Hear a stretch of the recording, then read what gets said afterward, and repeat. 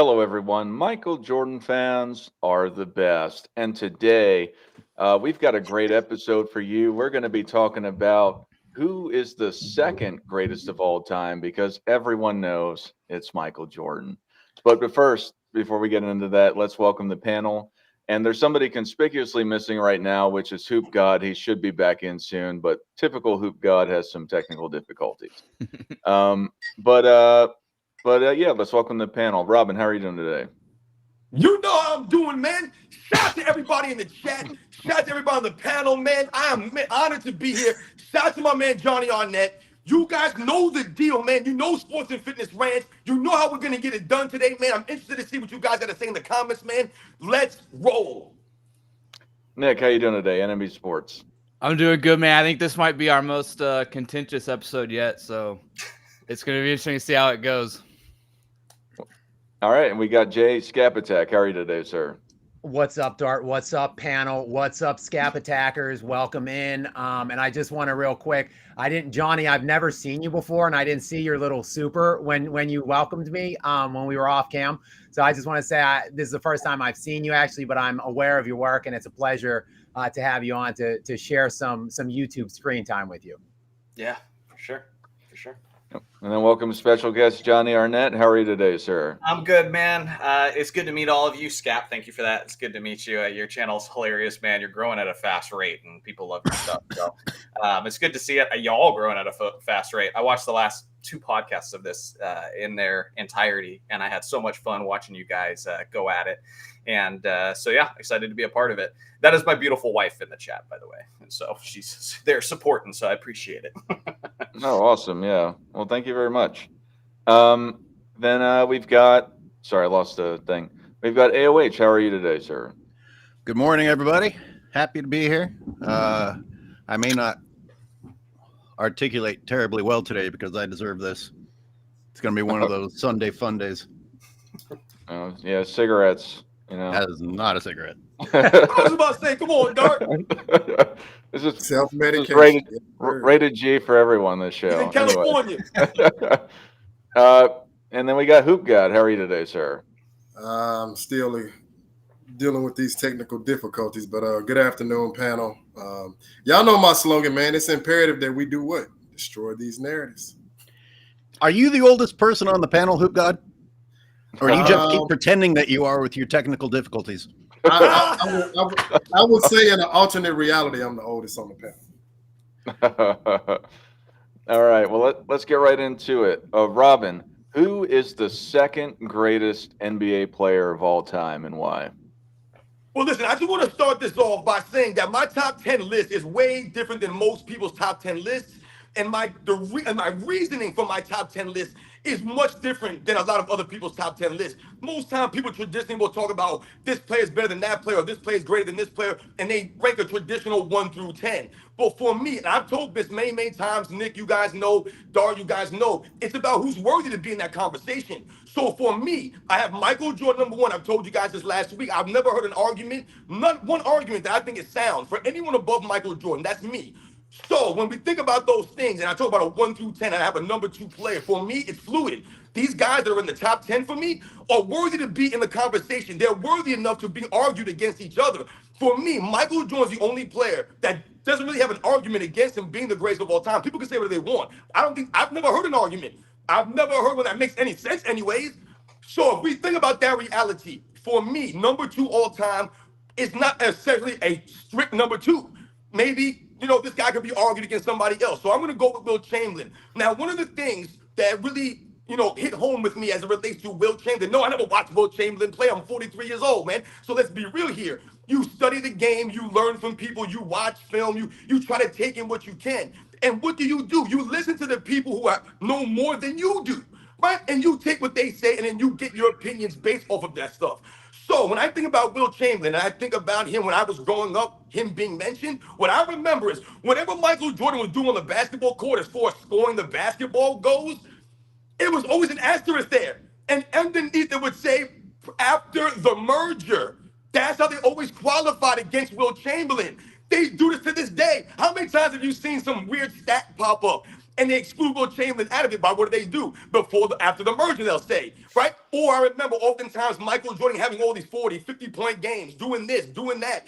And then they would also have a list of all these players. Michael Jordan would be at the top, and then there would be an asterisk, and it would say Wilt Chamberlain, blah, blah, blah, because it was unreachable. It was in another level. Now, the key for me, that's not why I have him number 2. The key for me is this. When you think about Wilt Chamberlain, to me, he's really the only player in NBA's history that was really not allowed to use his gifts, what he could do on the basketball court. So let's think about Shaquille O'Neal in the early 2000s, the way he was able to play that game, banging into guys, using his what? His physical status. When you hear people talk about Shaquille O'Neal, the most dominant player of all time, not even close. He might be the most physically dominant player of all time, no doubt, but he ain't the most dominant. He's nowhere near the level of dominance of a Michael Jordan or a Wilt Chamberlain.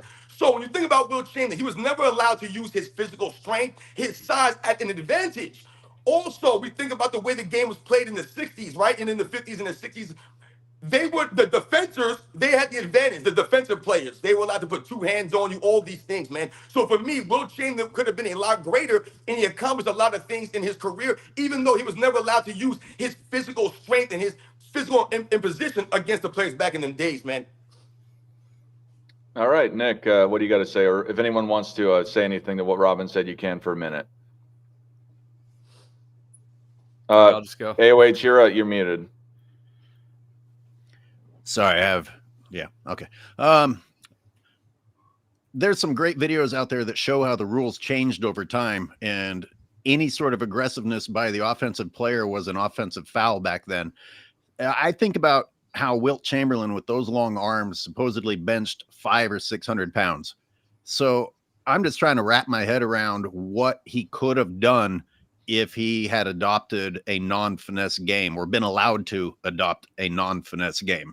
So, yeah, it's unfortunate to me that we have to worry about who was the greatest based on different rule sets. It makes the entire conversation unfair. I would like to have seen every player from every era play by the same rules so that we could actually have an accurate measurement. Hey, I just want to say something real quick, man. I'm not trying to take a bit more time here, man. I see some fools are right in the comment section. Listen, once again, Don't acknowledge them, God damn it! Yo, AOH, this is why I'm here, man. Let me do what I do.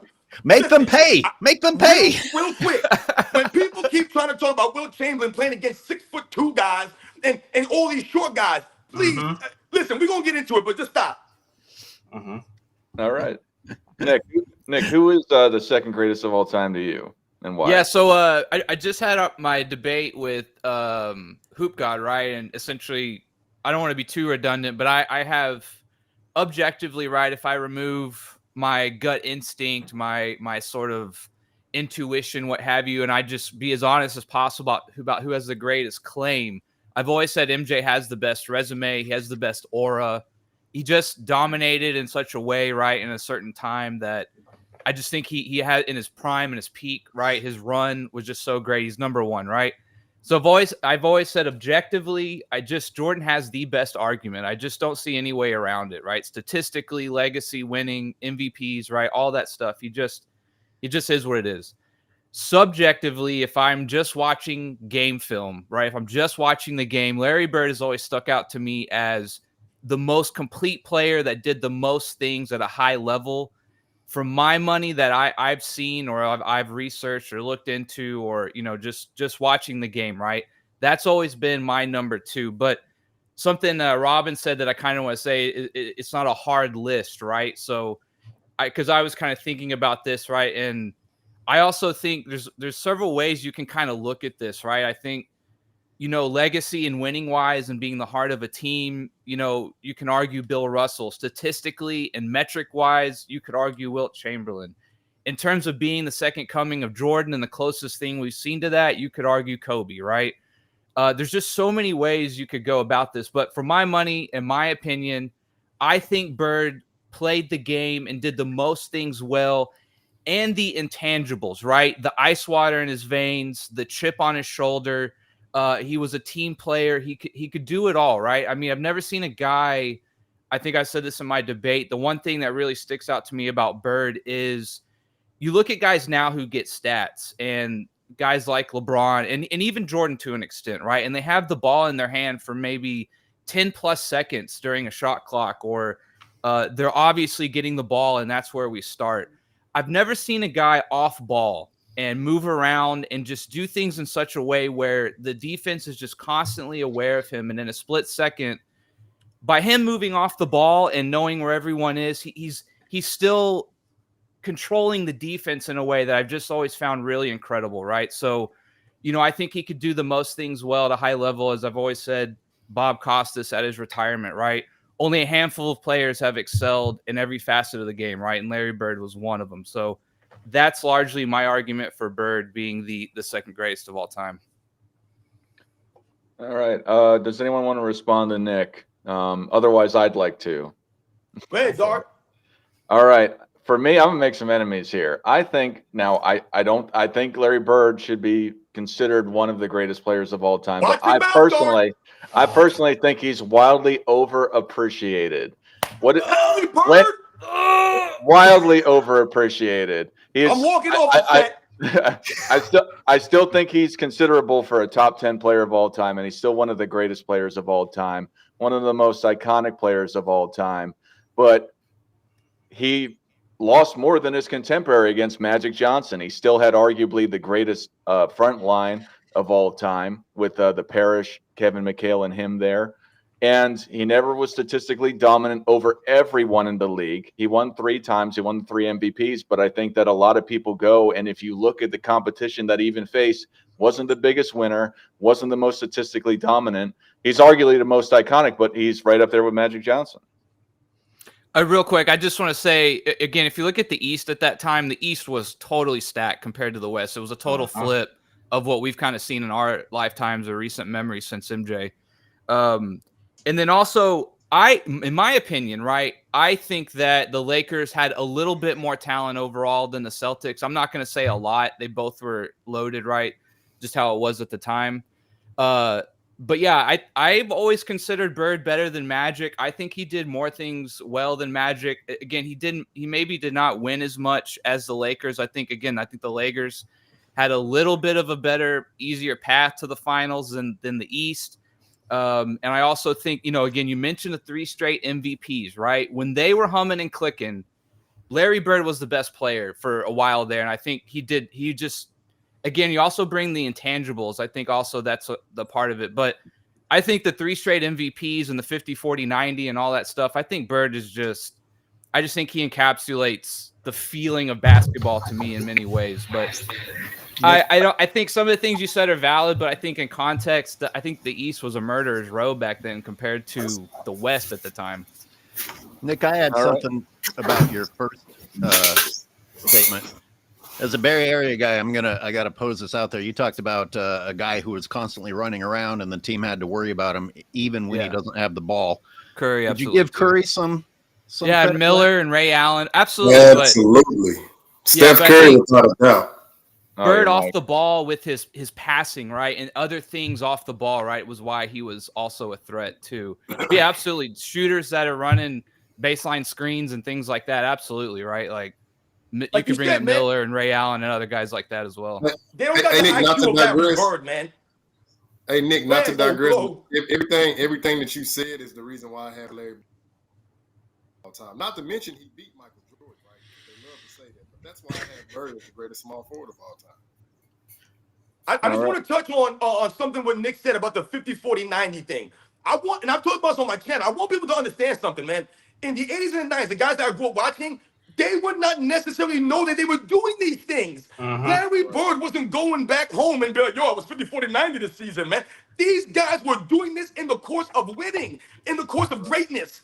It's a far reach from what we see now, where guys are constantly worried about their stats. They're worried about these things. So they'll play the game based off of that reality. Larry Bird's 50, 40, 90s and the things that he was accomplishing on the basketball court, he wasn't looking into doing this stuff. Those are the things that he did, man. So once again, Dart, listen, man, don't make us look bad out here by saying that Larry Bird overappreciated, man. We're going to lose all credibility out here, man. We must stand on these things. Larry Bird, like I said, man, to me is easily one of the greatest players of all time. 5, top 10, easily. He's in my top 5, Larry Bird. And some of the things that you said, Dart, or may be true. But let's think about this when you talked about, the era or things of that nature, man. Larry Bird, on the team he played on, his loss to Magic Johnson. Larry Bird, like he said in the Eastern Conference, was playing against some of the most stacked players at his position. He's going against young Dominique Wilkins. He's going against Dr. J. He's going against Bernard King. He's going against a lot of these great players, not to mention the Adrian Dantleys, the Alex Englishes, some of these other great small forwards that he's going against, man. This dude was literally battling against guys like Dennis Rodman. You know what I'm saying? So much respect to Larry Bird. All right. Hey, and I want to. Hey. Yeah, I want to. All right, last one, Hoop God. Okay, yeah, I want to add something that Rex informed me, and I didn't know this, but it follows Sports and Fitness Rant's point. I didn't realize in the 1980s that the basketball was like, I think Rex said from 30 to 31 inches, and it's no coincidence in 1984 when they switched to the 29, I think it's like 29.2 or 0.1, the one that they're playing with to this day. That's when Larry Bird's efficiency started to go up. Why? It's a smaller basketball. And his first coach was like, he spoke against shooting the three ball versus Casey Jones, who was more open to it. So Larry Bird didn't grow up with the 3-point ball. He literally learned on the fly and became the first 50, 40, 90 guy, which I feel is very significant. All right. Let me not to dogpile on you, but I got to touch on this Bird thing real quick. I'm sorry, you started this, okay? Now, to me, Larry Bird is in the argument. I think I pick him as the most, does not necessarily my GOAT. He's not my GOAT, but he's the most complete basketball player the game has ever seen. Because when you look at everything he did, he was a top 10, arguably, shooter in the history of the NBA. He was a fantastic scorer, averaging 25 to 30 points per game throughout his career. I believe it was a 5-season stretch. It was a 5-season stretch from 1984 to 1988. If you take that 5-season stretch, he had 50, 40, 90 percentages. So he was efficient, he was a scorer, and he was a great three-point shooter. He's also one of the greatest rebounders of all time when you look at position. He averaged 10 rebounds per game as a small forward. Now, he did start at power forward early in his career, but 10 rebounds a game. He's among the all-time leaders. And even the NBA Finals against freaking Moses Malone, he was averaging 15 rebounds a game. Nobody appreciates that. So you got his rebounds, you got his scoring. How about his passing? He was so overlooked as a passer because everybody was paying attention with Magic Johnson. They were so enamored with what he was doing on the court that they weren't appreciating Bird's vision. So you got passing in there. He's arguably top 10 on that. And then you look at his defense. He's so underrated defensively, has 3 all-defense team selections. He was actually a runner-up in the first year that they had the Defensive Player of the Year award. He was either second or third. Correct me if I'm wrong. Second or third in the DPOY race. He has everything. Tell me what Larry Bird sucked at, and you'll embarrass yourself. There's nothing. He's arguably the most complete player in the history of the game. The thing that holds him back to me is the back issues. He just didn't do it as long as many other guys. But if you look at everything he did, he's right up there. All right, Jay, since everyone else took a shot at me, would you like to have a minute to take a shot at me?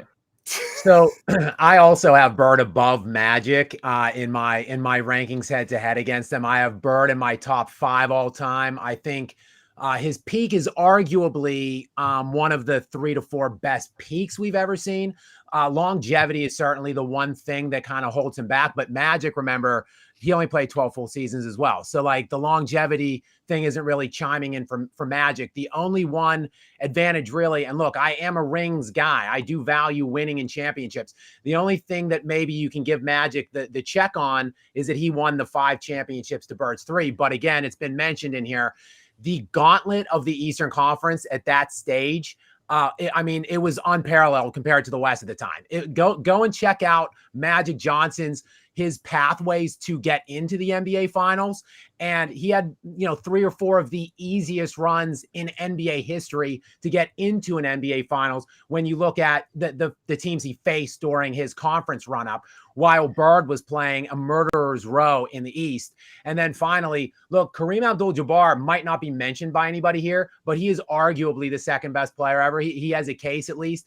And that guy was on Magic's team for all of the rings. And look, James Worthy is a top 50 all-time player. He had him too. So I know Bird had a robust supporting cast, but in my estimation, the Showtime 80s Lakers are the greatest like team assembled on paper when you really look at everything that roster had.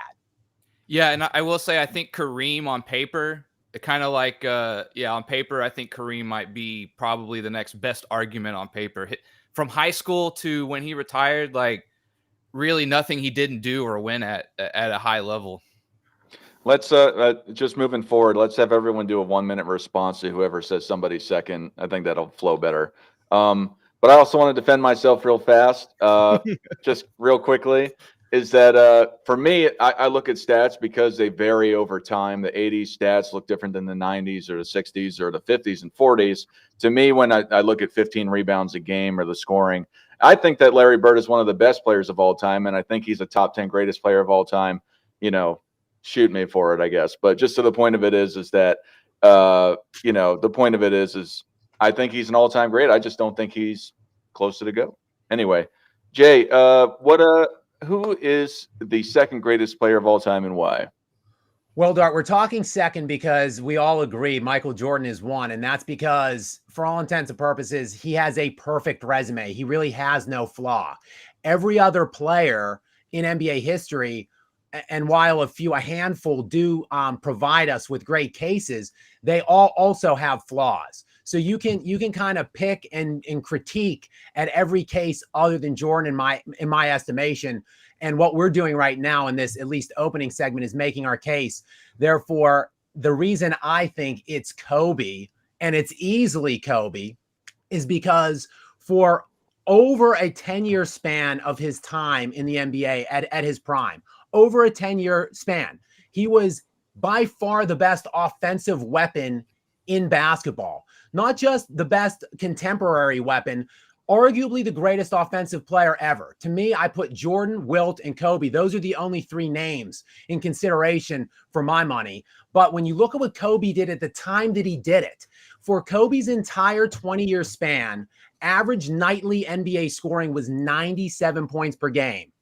When, just to put that in context, it was a 114 points per game this year and last year. That's where, and it's been on that upward trajectory since basically around 2015-ish. So basically right when Kobe was trailing off at the end of his career, we started ramping up to 1960s like rate and pace of play. So not only was the pace of play substantially diminished in Kobe's 20 years, but you also had guys that just had a willing desire to defend at levels that just don't exist in today's basketball. Despite all that, Kobe Bryant is still top 3 all time in most 40, 50, and 60-point games.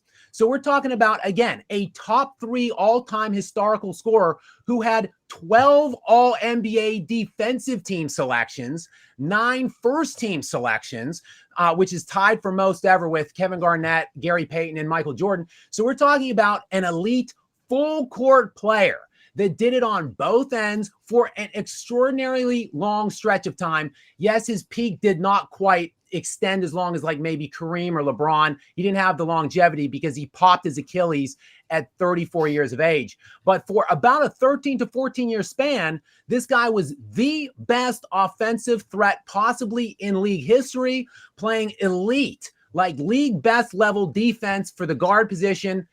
Oh, and he went to 7 finals, won 5 of them. And the 2 that he won back-to-back in 9 and 10 are, for my money, the most challenging multi-year run in league history. So for those reasons, number 2 for me will likely always be Kobe Bean Bryant. Real fast, I just want to address a couple things that were said in the chat. So I took the universal chat down, the overlay down, because slurs that were being put into the chat. I just don't think it's fair for people to see. It sucks that people are like that, but I don't want certain words, they're nasty. So I'm not going to have them on the screen. And then for the super chats, it's something that I meant to discuss with you guys, but there's so many super chats that come in when the show is growing that I got to think of an arbitrary number to go push up where we stop the show, because otherwise, if we stop the show for every super chat, we wouldn't have a show. It would be a super chat show. So let's just say we'll stop. If somebody wants to super chat somebody for $15, we'll stop the show and we'll have whoever you super chat address it real fast. Otherwise, we will flash it on the screen as I have been doing. But Johnny, what do you have to say about Kobe being number 2 for a minute? I think, all right. So people on my channel know that when it comes to Kobe, I am wildly biased. I find ways to shoehorn him into every video I ever mention with like a motivational Kobe quote, or here's what Kobe said about his opinion on something. So I love Kobe. Let me say that. I think Kobe has one of the biggest variations in how you should rank him based on whether or not you're looking at his peak or whether or not you're looking at his entire career. Because Kobe's peak, I'm with Scap on that. He's one of the, select few most impressive players in the history of the game. I mean, making first team all defense while averaging 35.4 points per game in 06 during a time when they're averaging 97 points per game. I mean, that's ridiculous. Outscoring a team through 3 quarters all by himself single-handedly, a team that, by the way, went on to the NBA Finals and was ranked 7th that year in defensive rating. That's insane. And then he didn't play that 4th quarter and scored 81 later on. Kobe was a cheat code. I don't argue against that. But I will say this. Kobe had some ugly moments to his career, and maybe even Scap will admit this. Like the last 3 or 4 years, do we count that against Kobe?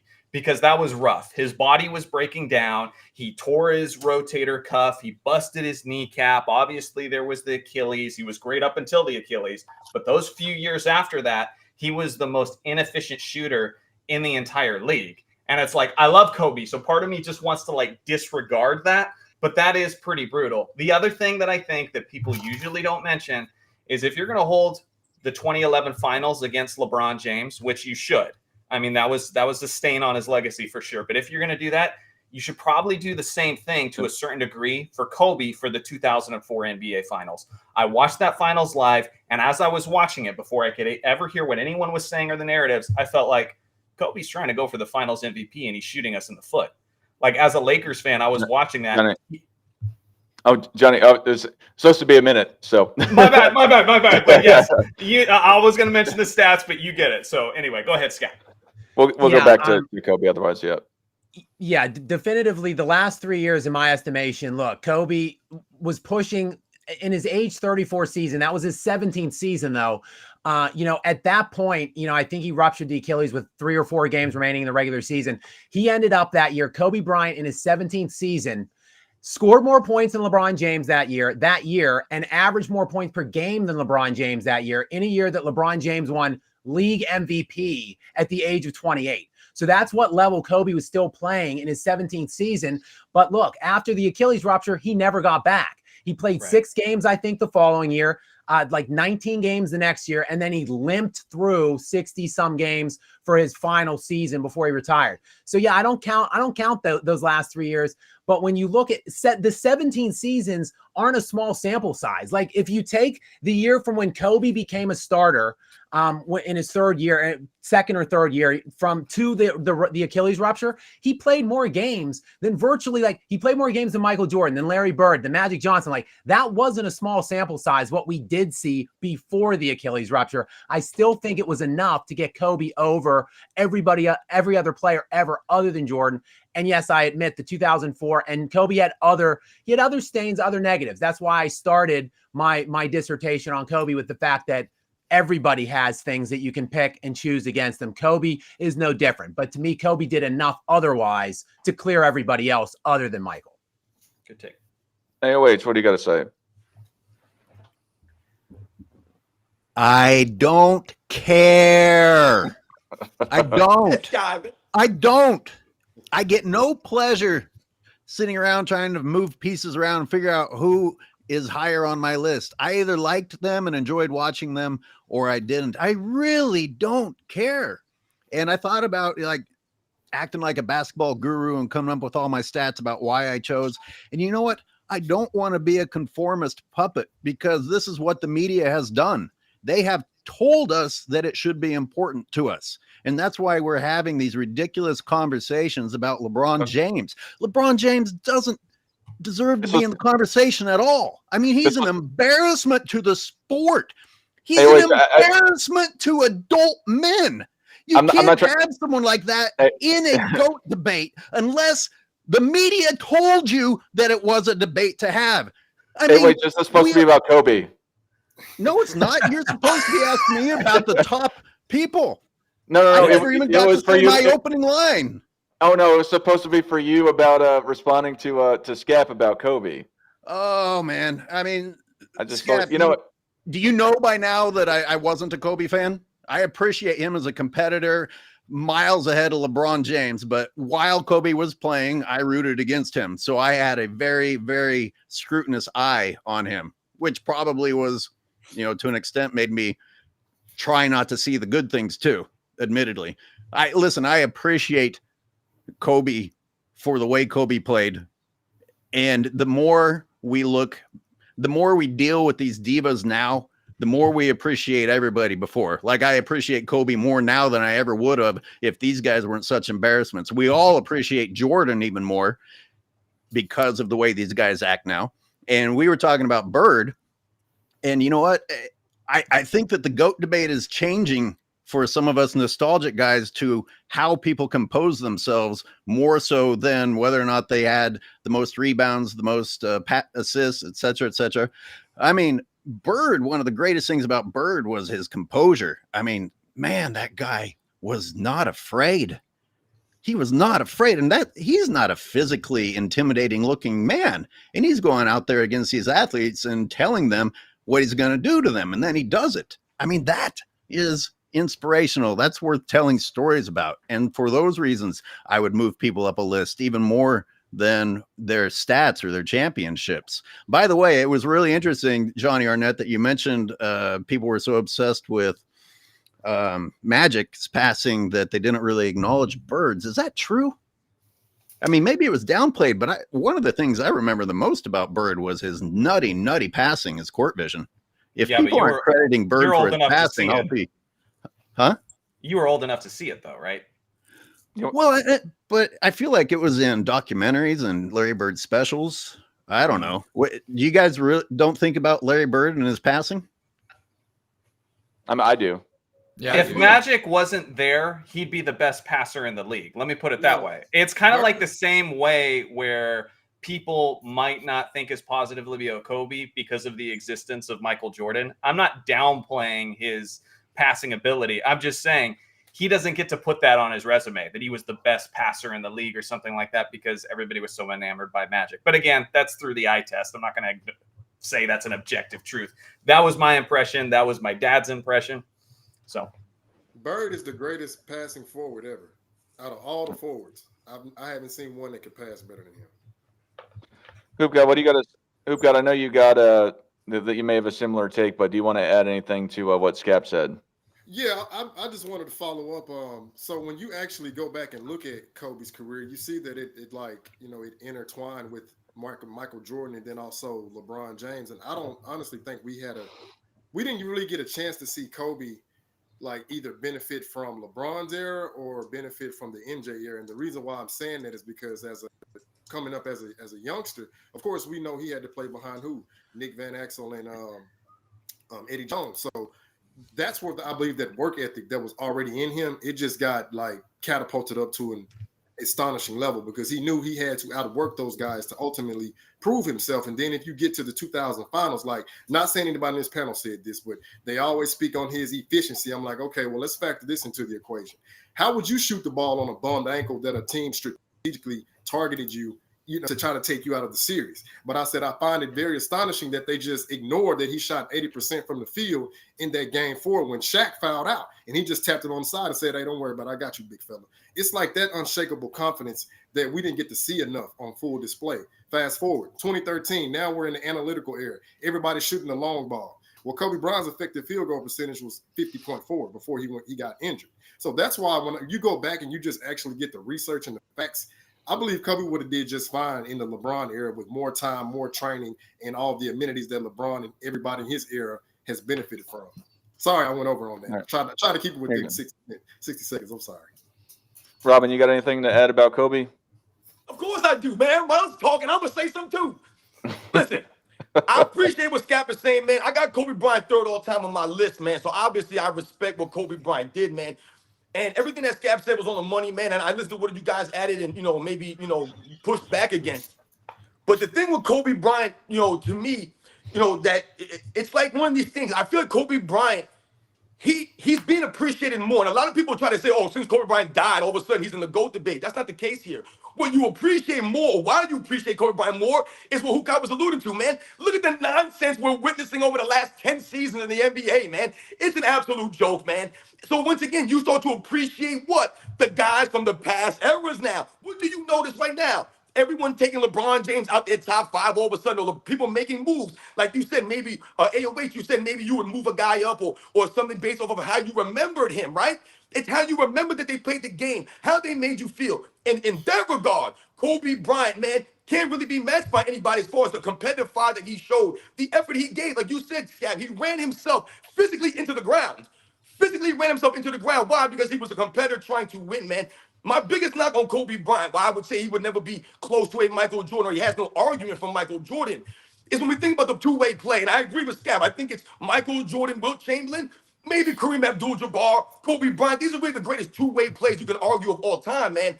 And for me, if we think about Kobe Bryant, let's put Kobe Bryant in the 90s, for example, right? We know he came in late. Let's put Kobe Bryant in the NBA, 1990 with Michael Jordan. Robin, can you wrap Kobe it up, Bryant going to please? make all those defensive first teams against Michael Jordan? No, he won't, man. But much respect for Kobe Bryant being 2. I don't see any problem with that. All right, Nick, what do you got to say? Yeah, I said this in the debate with Hoop God as well. The Kobe curse, right? I kind of mentioned it in the opening. Is he is the second coming, or the best thing we've seen since Jordan in terms of that skill set or that kind of aura, especially at the shooting guard position. And so I think, whether subconsciously or not, I think people go, well, I already have the best model in MJ as the GOAT, right? So I might put a center at number 2 or someone who did something else. I think that's kind of what people do. And so where Kobe ranks in their all-time list, I think sometimes he gets bumped down when people start thinking like that. But that's kind of my opinion, is the Kobe curse, is he'll just never get out of the shadow of Jordan. And that's just kind of what it is, And unfortunately, I think, like I said, I know I do. I think, well, Jordan's GOAT. Did other people play that position at their position at a higher level compared to Kobe, to Jordan, right? And so I think for that reason, he does get bumped down from time to time. Yeah, just as a reminder, let's try to keep it to 1 minute. But Scap, do you have anything you want to respond to before Johnny goes and says his piece? No, we can come back to Kobe, but yeah, I'll leave some time. I'm interested to hear Johnny's argument. So if we want to touch on Kobe, we can. Like I said, guys, I respect pretty much every name that's been brought up so far. I respect. I think there's as many as 7 people that have a case at number 2. So I'm interested to see who that case is going to be for Johnny. All right, Johnny, who's your number 2 and why? All right. Well, first I got to establish that my number 1 is Jordan, and I don't think LeBron's ever catching him. I have to say this because now people are saying I work for Clutch just because I dared look at these stats for myself and try to report them honestly. Anyway, Jordan's bingo. Second all time. I had it LeBron last time I did a rankings video because I was kind of moving towards the longevity thing. But I feel like longevity is starting to hurt LeBron. Let me save that for later so I can, talk about my 2. My 2 was Wilt. Wilt Chamberlain was my 3 last time. I'm moving him up to 2. And the reason being is because every narrative that people use to discredit Wilt Chamberlain is false. It's objectively false. People say he played against guys who was 6'3". The average center at that time was 6 foot 10 inches tall. Depending on when you're looking at his career, the average height of the player in the league was either 6'5" or 6'7". He didn't win as much as Bill Russell. Well, that certainly is hard when Bill Russell has the more stacked team loaded with Hall of Famers, and there is no free agency, so his team can't get better. What other GOAT had that working against them where they can't improve their team? My time's up, but I have so much to say. No, you got 3 minutes on this. You got 3 minutes. Oh, 3 minutes. Okay. Yeah. So 1 minute responses. Yeah. One of the things people say about Wilt Chamberlain, he dominated smaller competition. He just ran up the court, dunking on smaller guys. That's not even true. He had an incredible finger roll. His fadeaway was filthy. Go look up the footage. He was doing the Dirk fadeaway type style shot, and it was unstoppable way before Dirk was doing that. And as you mentioned, He couldn't just bully guys in the paint due to the rules at the time the same way that Shaquille O'Neal could. And everybody wants to say, well, of course he got nice stats because he played 48 minutes a game. Well, then why isn't everyone doing it? That takes a hell of a lot of stamina to do that. He was just the one guy who could actually pull it off. On top of that, he was one of the greatest rim protectors in the history of the game. And I think just because people just want to disregard his footage, again, like you say, or disregard his numbers, since the merger and all that sort of things, his numbers are so goofy that people disregard it. Sit with it for a second. Somebody averaged 50 points, 25 rebounds a game while being one of the top 2 best defensive players in the entire league. He was playing against Bill Russell 12 times a season at one point. And people want to say, you didn't have much competition. You ever heard of Walt Bellamy? You ever heard of Nate Thurmond, one of the greatest defensive players of all time? Miss me with that. If you can't name the guys he played against, then you shouldn't be able to tell me whether or not you think he has legitimate competition. Anyway, I rest my case. All right, Scap. Yeah, I'm gonna try to squeeze this into a minute, and I'm probably gonna open up a can of worms.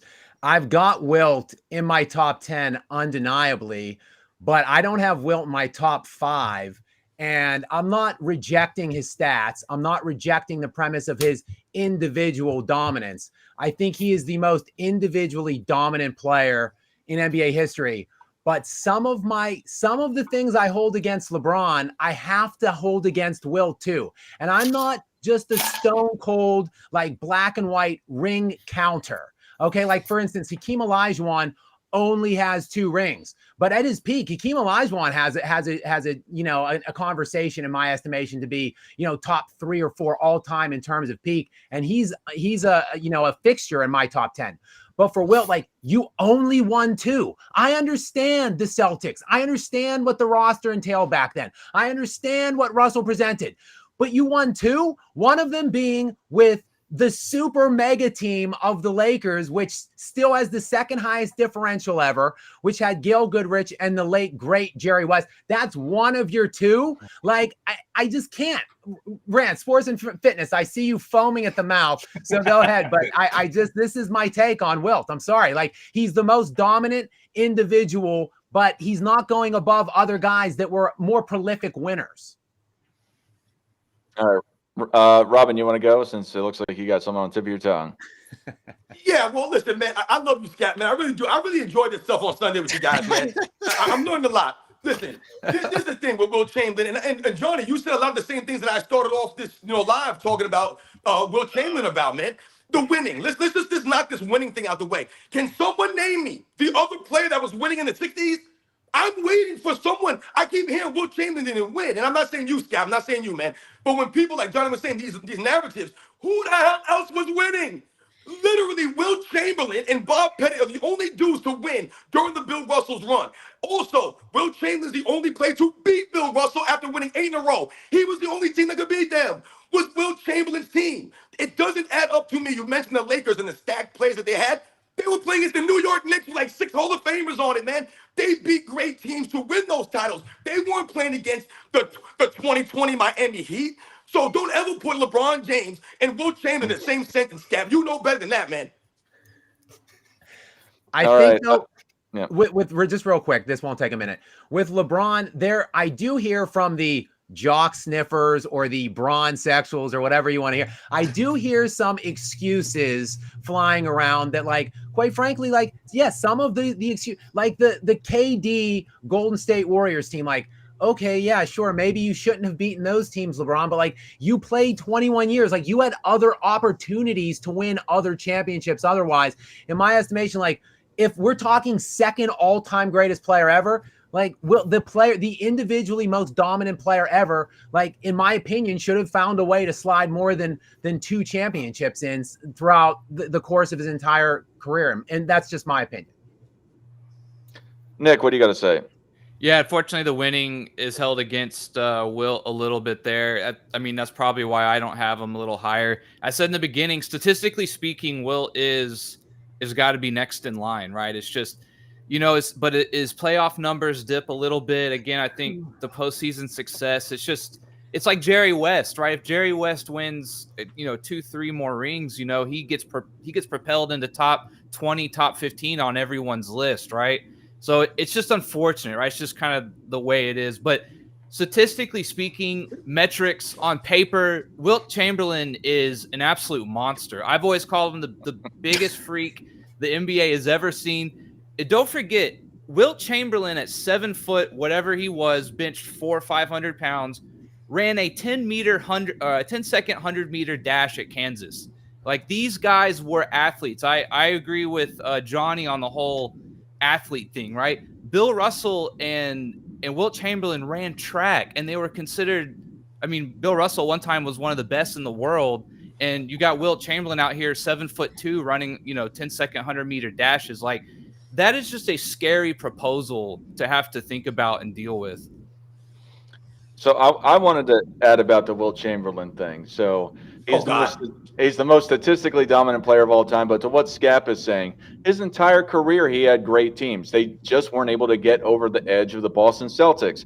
On the Philadelphia Warriors, he had Paul Arizin, he had Tom Gola. He went on the 76ers, he had Billy Cunningham, Hal Greer. And then he went to the Lakers with Jerry West and Gail Goodrich. To say that the teams the teams were just different. And Bill Russell, foreshadowing alert, is my second greatest of all time. So I'll go with that into more length later. But to me, Wilt is he is, period, the most statistically dominant player of all time. It's not even close. Second is Michael Jordan. But to the point of it is that Hoop God, just wait a second, okay? Yeah, the whole point of it is that sorry, I got distracted. But is that, yeah, Wilt Chamberlain is great, but he's got a lot of black marks on his resume. Anyway, Hoop God, what do you got to say about this? Okay, so just to echo what Sports and Fitness Rand said, I mean, yeah, when you look at the numbers, and Johnny Arnett as well. No, Wilt was a freak of nature. I mean, he put up numbers to see again, so I can give him that. But my biggest knock is the drop off in the playoffs. Now, granted, not everybody's going to be consistent, but if you go from 30 points per game down to 22, well, I got to go back and research. Okay, what went on? I got to get to a conclusion, like, what happened here. Now, I'm only quoting what his teammates said. This was the great Jerry West. He said, I don't want to rap Wilt because he does feel like he was a phenomenally great player. He said, but Wilt would not adjust to you. You had to adjust to him. So once I go back and I do research. You guys hear me? Yes. Okay, yeah, I'm seeing that has a lot of validity there. It's this style of play. I get it. And yes, Wilt was individually phenomenal with the fadeaway. I went and saw that. That's true. Arnold Schwarzenegger confirmed that he bench pressed 500 pounds. I mean, yeah, the guy just overall. I can't hear you guys. I do believe he's the most dominant. Oh, yes, y'all can't hear me? I can hear everything. I think it's just on your end, Robin. Oh, okay. But yeah, I'm going to just wrap it up. Like, that's my biggest knock with Wilt. It's the drop-off in playoff production. If it was 1 or 2 points, that's fine. But from 30 points to 22, that's an 8-point drop-off. And I cannot overlook that. All right. AOH has left. It was his turn. He's trying to move around. But Johnny, do you have anything you want to say more before we get AOH's opinion? Do you have anything you want to rebut to any of these things? I mean, we can get to AOH. I got plenty of videos on Wilt. I just think that, and I just dropped it in the chat, I think the effect of no free agency is way too overlooked. I mean, just imagine certain situations where Michael Jordan comes into the league, and we all know the history of it. We all know that the reason the Celtics beat them those 2 years in a row in the playoffs is because they had the much better team. Like, MJ didn't have the support that Bird had. He didn't have McHale, Parrish, Danny Ainge, Dennis Johnson. He didn't have all those guys. But imagine if it stayed that way. And I'm not saying that level of Bulls supporting cast is what Wilt had. Wilt had quality teammates, but it was not on the level of the Boston Celtics with Bob Cousy, Sam Jones, Bailey Howell, John Havlicek. It's just they were stacked. So that's my opinion on it. All right. It was supposed to be AOH's turn, but he left, so he should be back in a moment. Hoop God, who is your second greatest player of all time and why? So, just to give my honorable mentions, because I do believe that there are other players who have legitimate cases for number 2, such as the great Magic Johnson, Kareem, Larry Bird, Tim Duncan, so on and so forth. But my number 2, again, is great Kobe Bryant, because I'm looking at his overall impact and record in championship play, high school included. That's why I said Kareem.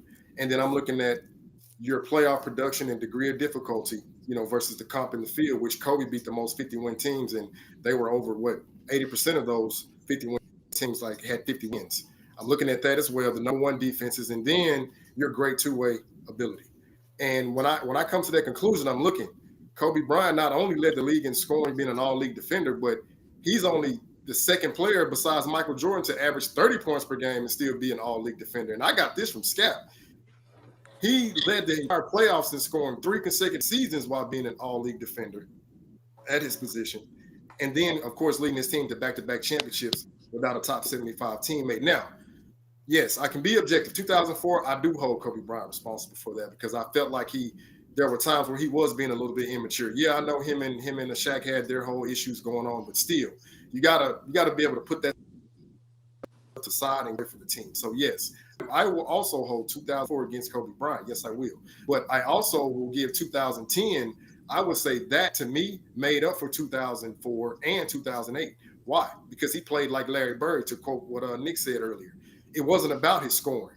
It was about his playmaking. It was about his defense. It was about, what can I do to help my team, seeing that I'm having an inconsistent shooting percentages. And of course, he had a broken finger. I won't leave that out of the equation. But to see him put on that effort in that Game 7, to go out and get 15 rebounds at a shooting guard, to go out and play great defense on Boston's guards. I mean, if you look at his defensive rating in that series, it was better than the team. He posted a 98 individual net defensive rating, whereas the Lakers as a team were only 101 or 102.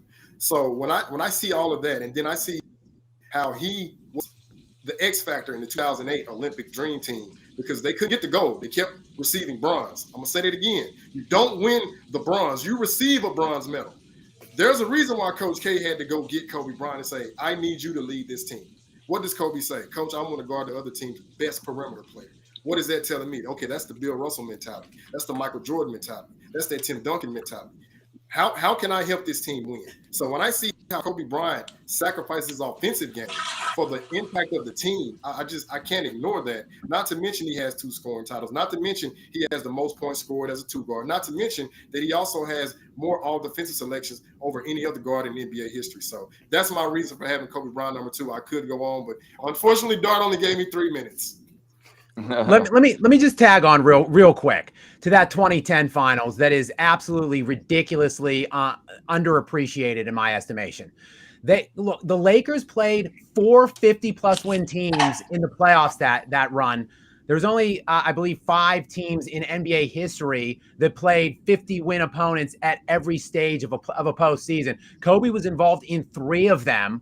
Hakeem was involved in the other one, and then this year's Dallas Mavericks team. But in that 2010 run, the 8 seed that the Lakers played in the first round was the Thunder that had James Harden, Kevin Durant, and Russell Westbrook on it. That was their first round opponent.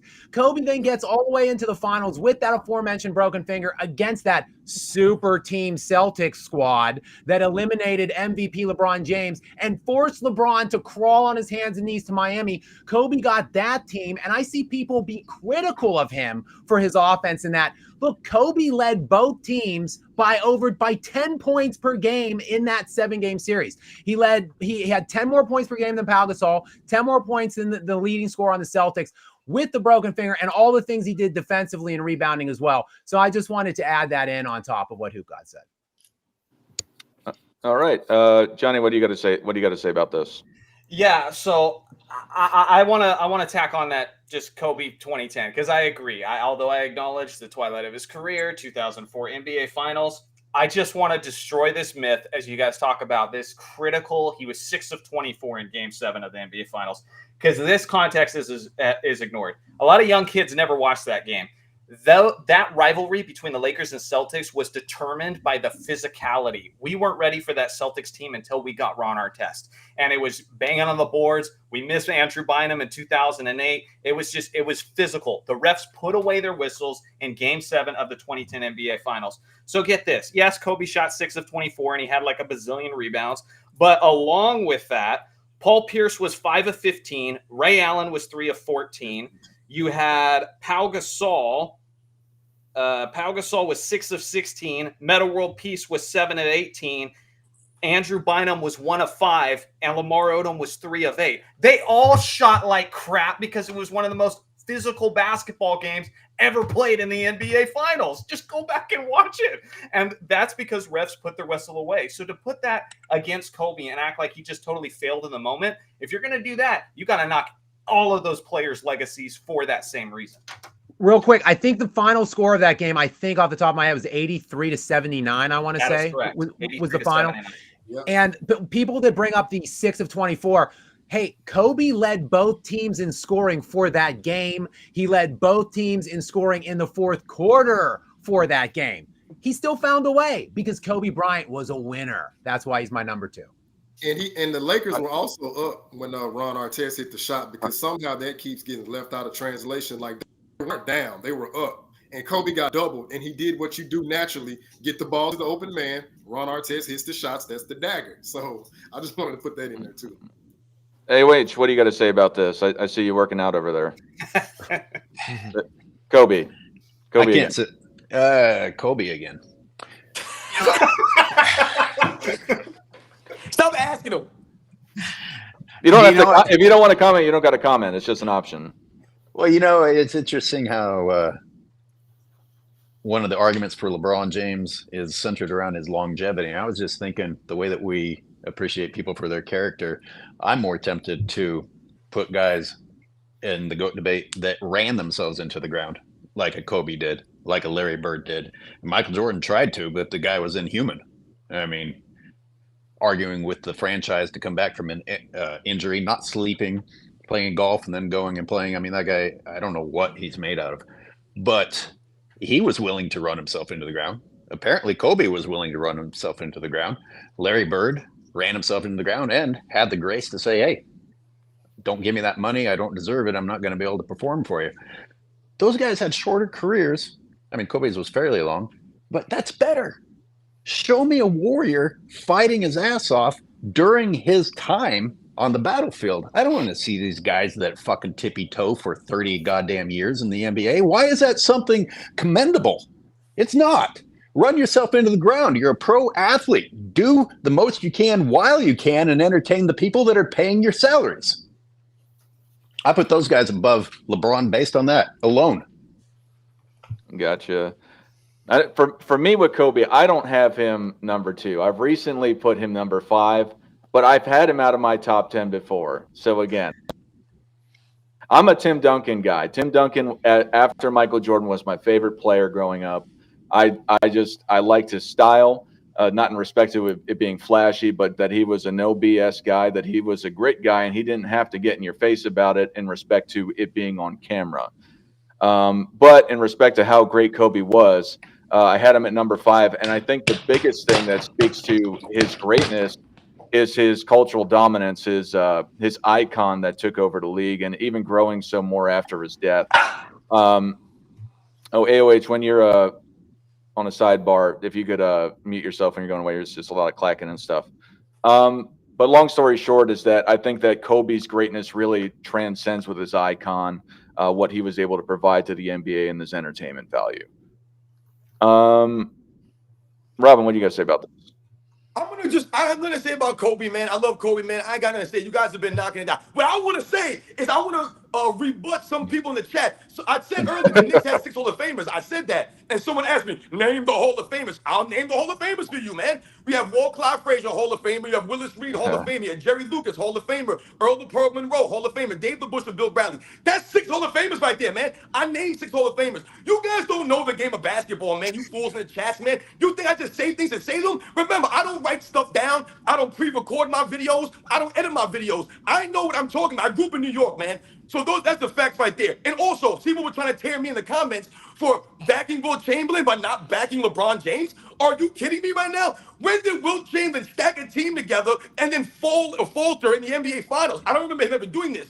How many times do you see Wilt Chamberlain saying, hey, man, we're going to run my system. Everyone to get around me and fit around me. How many times you seen Wilt Chamberlain flopping around? Because that's the point I was trying to make earlier. Wilt Chamberlain is the only guy in the history of the game. Maybe you could argue George Mikan is the only guy to me that once again was not allowed to use his physical talents and gifts to really dominate. So you mentioned the winning. This is what I'm talking about. If Wilt Chamberlain was allowed to lower his shoulder like Shaquille O'Neal in the 2000s, bang Bill Russell, bang Nate Thurman, destroy all these guys with his physical stature, maybe he would have won more, man. Are you kidding me right now? You guys sound crazy.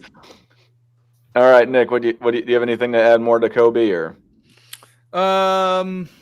No, I mean, I kind of already said what I think about Kobe. I mean, I think he was probably the most dominant player, when I was through high school and college, growing up watching the game. So I obviously love Kobe. I mean, I just think he has the curse of being, the second best model after Jordan for what we saw, right? And people might hold that against him consciously or subconsciously, but yeah, in terms of a skill set, I mean, in a warrior, I think like AOH was saying, I mean, the guy was second to none, right? So, I mean, I have him at number 4 for me personally. So he's right up there for me as well.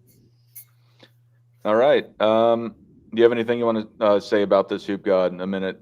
Any sort of rebuttal or anything? Yeah, it won't take a minute. It's just I see it's these same old trolls talking about inefficient and 50%. Well, hey, I'll do you one better. Go look up all the high volume scorers who played on the perimeter and tell me which one shot 50% from the field during that time.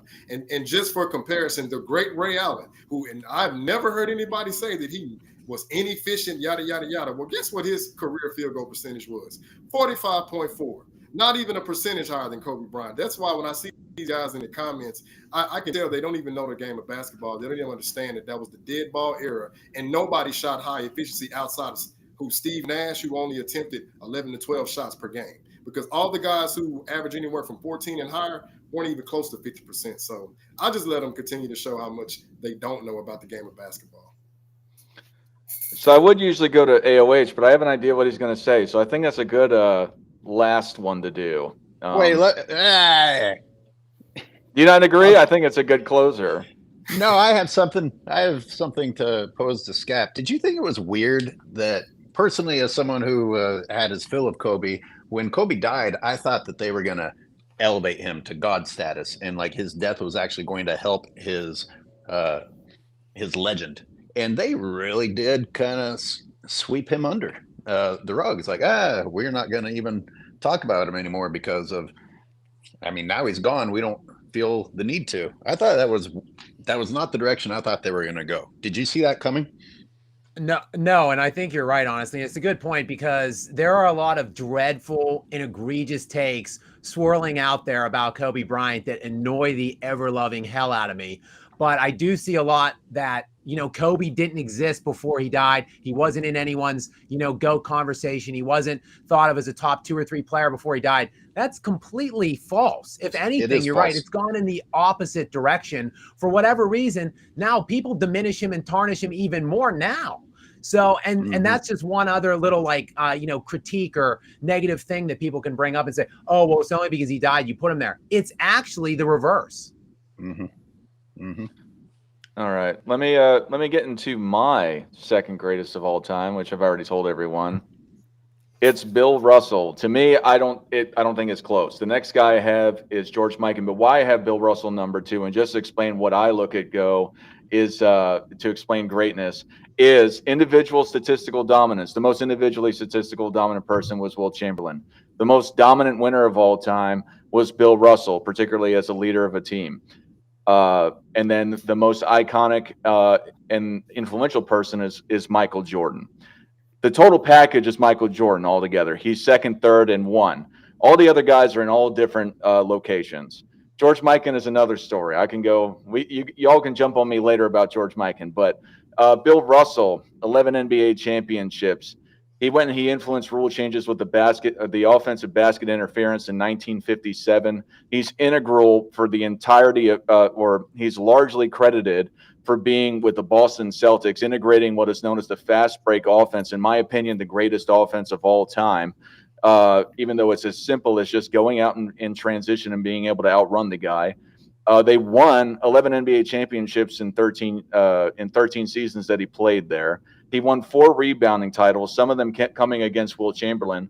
And as I said before, why have him against over Wilt Chamberlain is because although it's a 5-on-5 basketball game, he was able to go and win all those championships against the most dominant player of all time. Period. On top of it all, it's not even that they were specifically dominant. A lot of people will go and they'll bash the competition of the time. They went to a ton of game sevens. I think they went to 18 game sevens in total for his career. He won every single one of them. He lost the one championship against Bob Pettit when he wasn't even playing in half the series. To me, he was absolutely dominant. In respect to the purpose of the game is winning the NBA championships. Now, I have Mike above him, and I love Bill Russell, but I think he's the only person. I think he's in his own tier below Michael Jordan. I think everyone else are tiers below them. The point of it is that Bill Russell, let alone him being my grandfather, I don't know if you can go and see the resemblance, is just an absolute staple and icon in the game of basketball that gets widely disrespected for the era that he played in and the competition that he played, or some people will say he had such a stacked team.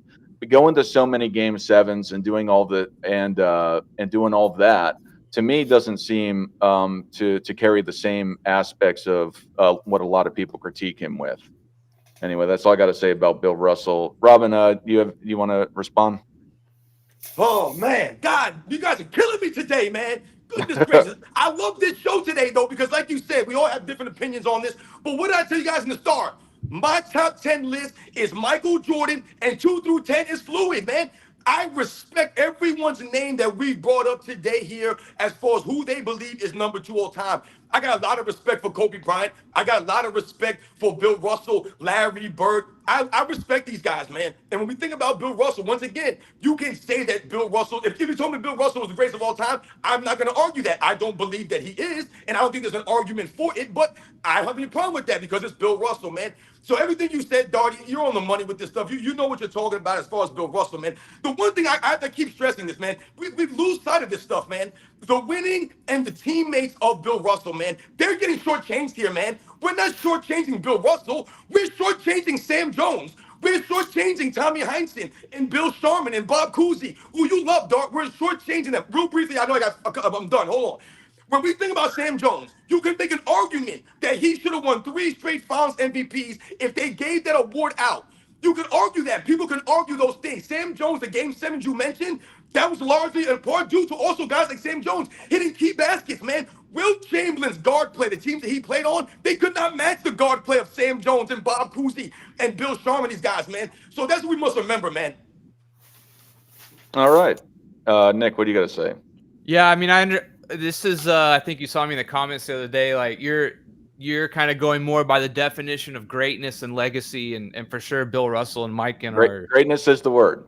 Greatest of all time. For sure. Yeah, like they're definitely up there in that regard. So through that lens, I completely understand. I mean, I'm kind of like with Robin. I don't want to necessarily, I have Russell at let's see, I got Russell like at number 8, right? I just maybe a little, wanting a little more on the offensive end, but like his winning speaks for itself, right? I mean, so I'm not going to sit here and really knock the guys at all, right? And then of course George Mikan, we all remember doing the Mikan drill as a kid, one of the founding fathers of the game, right? So I don't really have too much to push back or add to that. Through your lens, it makes total sense. Yeah, what do you got to say? Yeah, I think you wanted to jump on me. Yeah, no, I don't want to jump on you. Russell, to me, is one of the most difficult players to rank all time, in my opinion. He's had the most fluidity. To piggyback on what Sports Fans and Fitness is saying, my list changes and evolves as well. And I used to have Russell, vacillating around that 2 to 3 spot. Now I've got him closer to probably 6-ish. Just because for me, I do look at the era, I look at the differential and the playoff runs that he made in terms of what it requires today to get into a championship and play for it versus, the makeup of the league when he was playing. And also I hate to look at the extreme amount of supporting cast and talents that he had surrounding him, but I have to factor that in to some capacity. And then just kind of how relatively limited offensively he could be at times. For those reasons, I've kind of systematically started lowering him from where I used to have him right around the 3 spot. Johnny, what do you got to say? I love Bill Russell. I agree with Scap in the sense that he's the hardest player, like maybe the hardest player to rank out of all of them, out of all the top 10 guys. And honestly, this is all subjective. It depends on what angle I want to take it. As someone who's very competitive, winning at all costs, and he was clutch in game 7s. So I get that. That was badass. But when you try to factor in everything, like, is he that complete of a player? I'll tell you what, he almost never led his team in scoring. He had the luxury of being able to lean on Sam Jones, on being able to lean on John Havlicek. A lot of times he wasn't too. He wasn't even the second leading scorer. So, I mean, that is a nice luxury to have. That just imagine how things would change if every other GOAT candidate had that legacy. Then you add on the fact that there's no free agency and everything. But again, he won a lot and he was clutch as hell. So it's like, I have a hard time with him personally. But real quick, just to piggyback on that also, just for a couple seconds here, the reason why I don't want to speak for everybody, but I hold two-way players to such a high standard is because think about how much energy that draws off of the other side of the floor. Like, we credit Bill Russell for being probably the greatest defensive player ever, but he really didn't have to worry about the offensive side of the floor. So he was able, to devote and commit that much more attention into being great on that one side. Well, I just want to respond to that real fast, and I'll take less than a minute.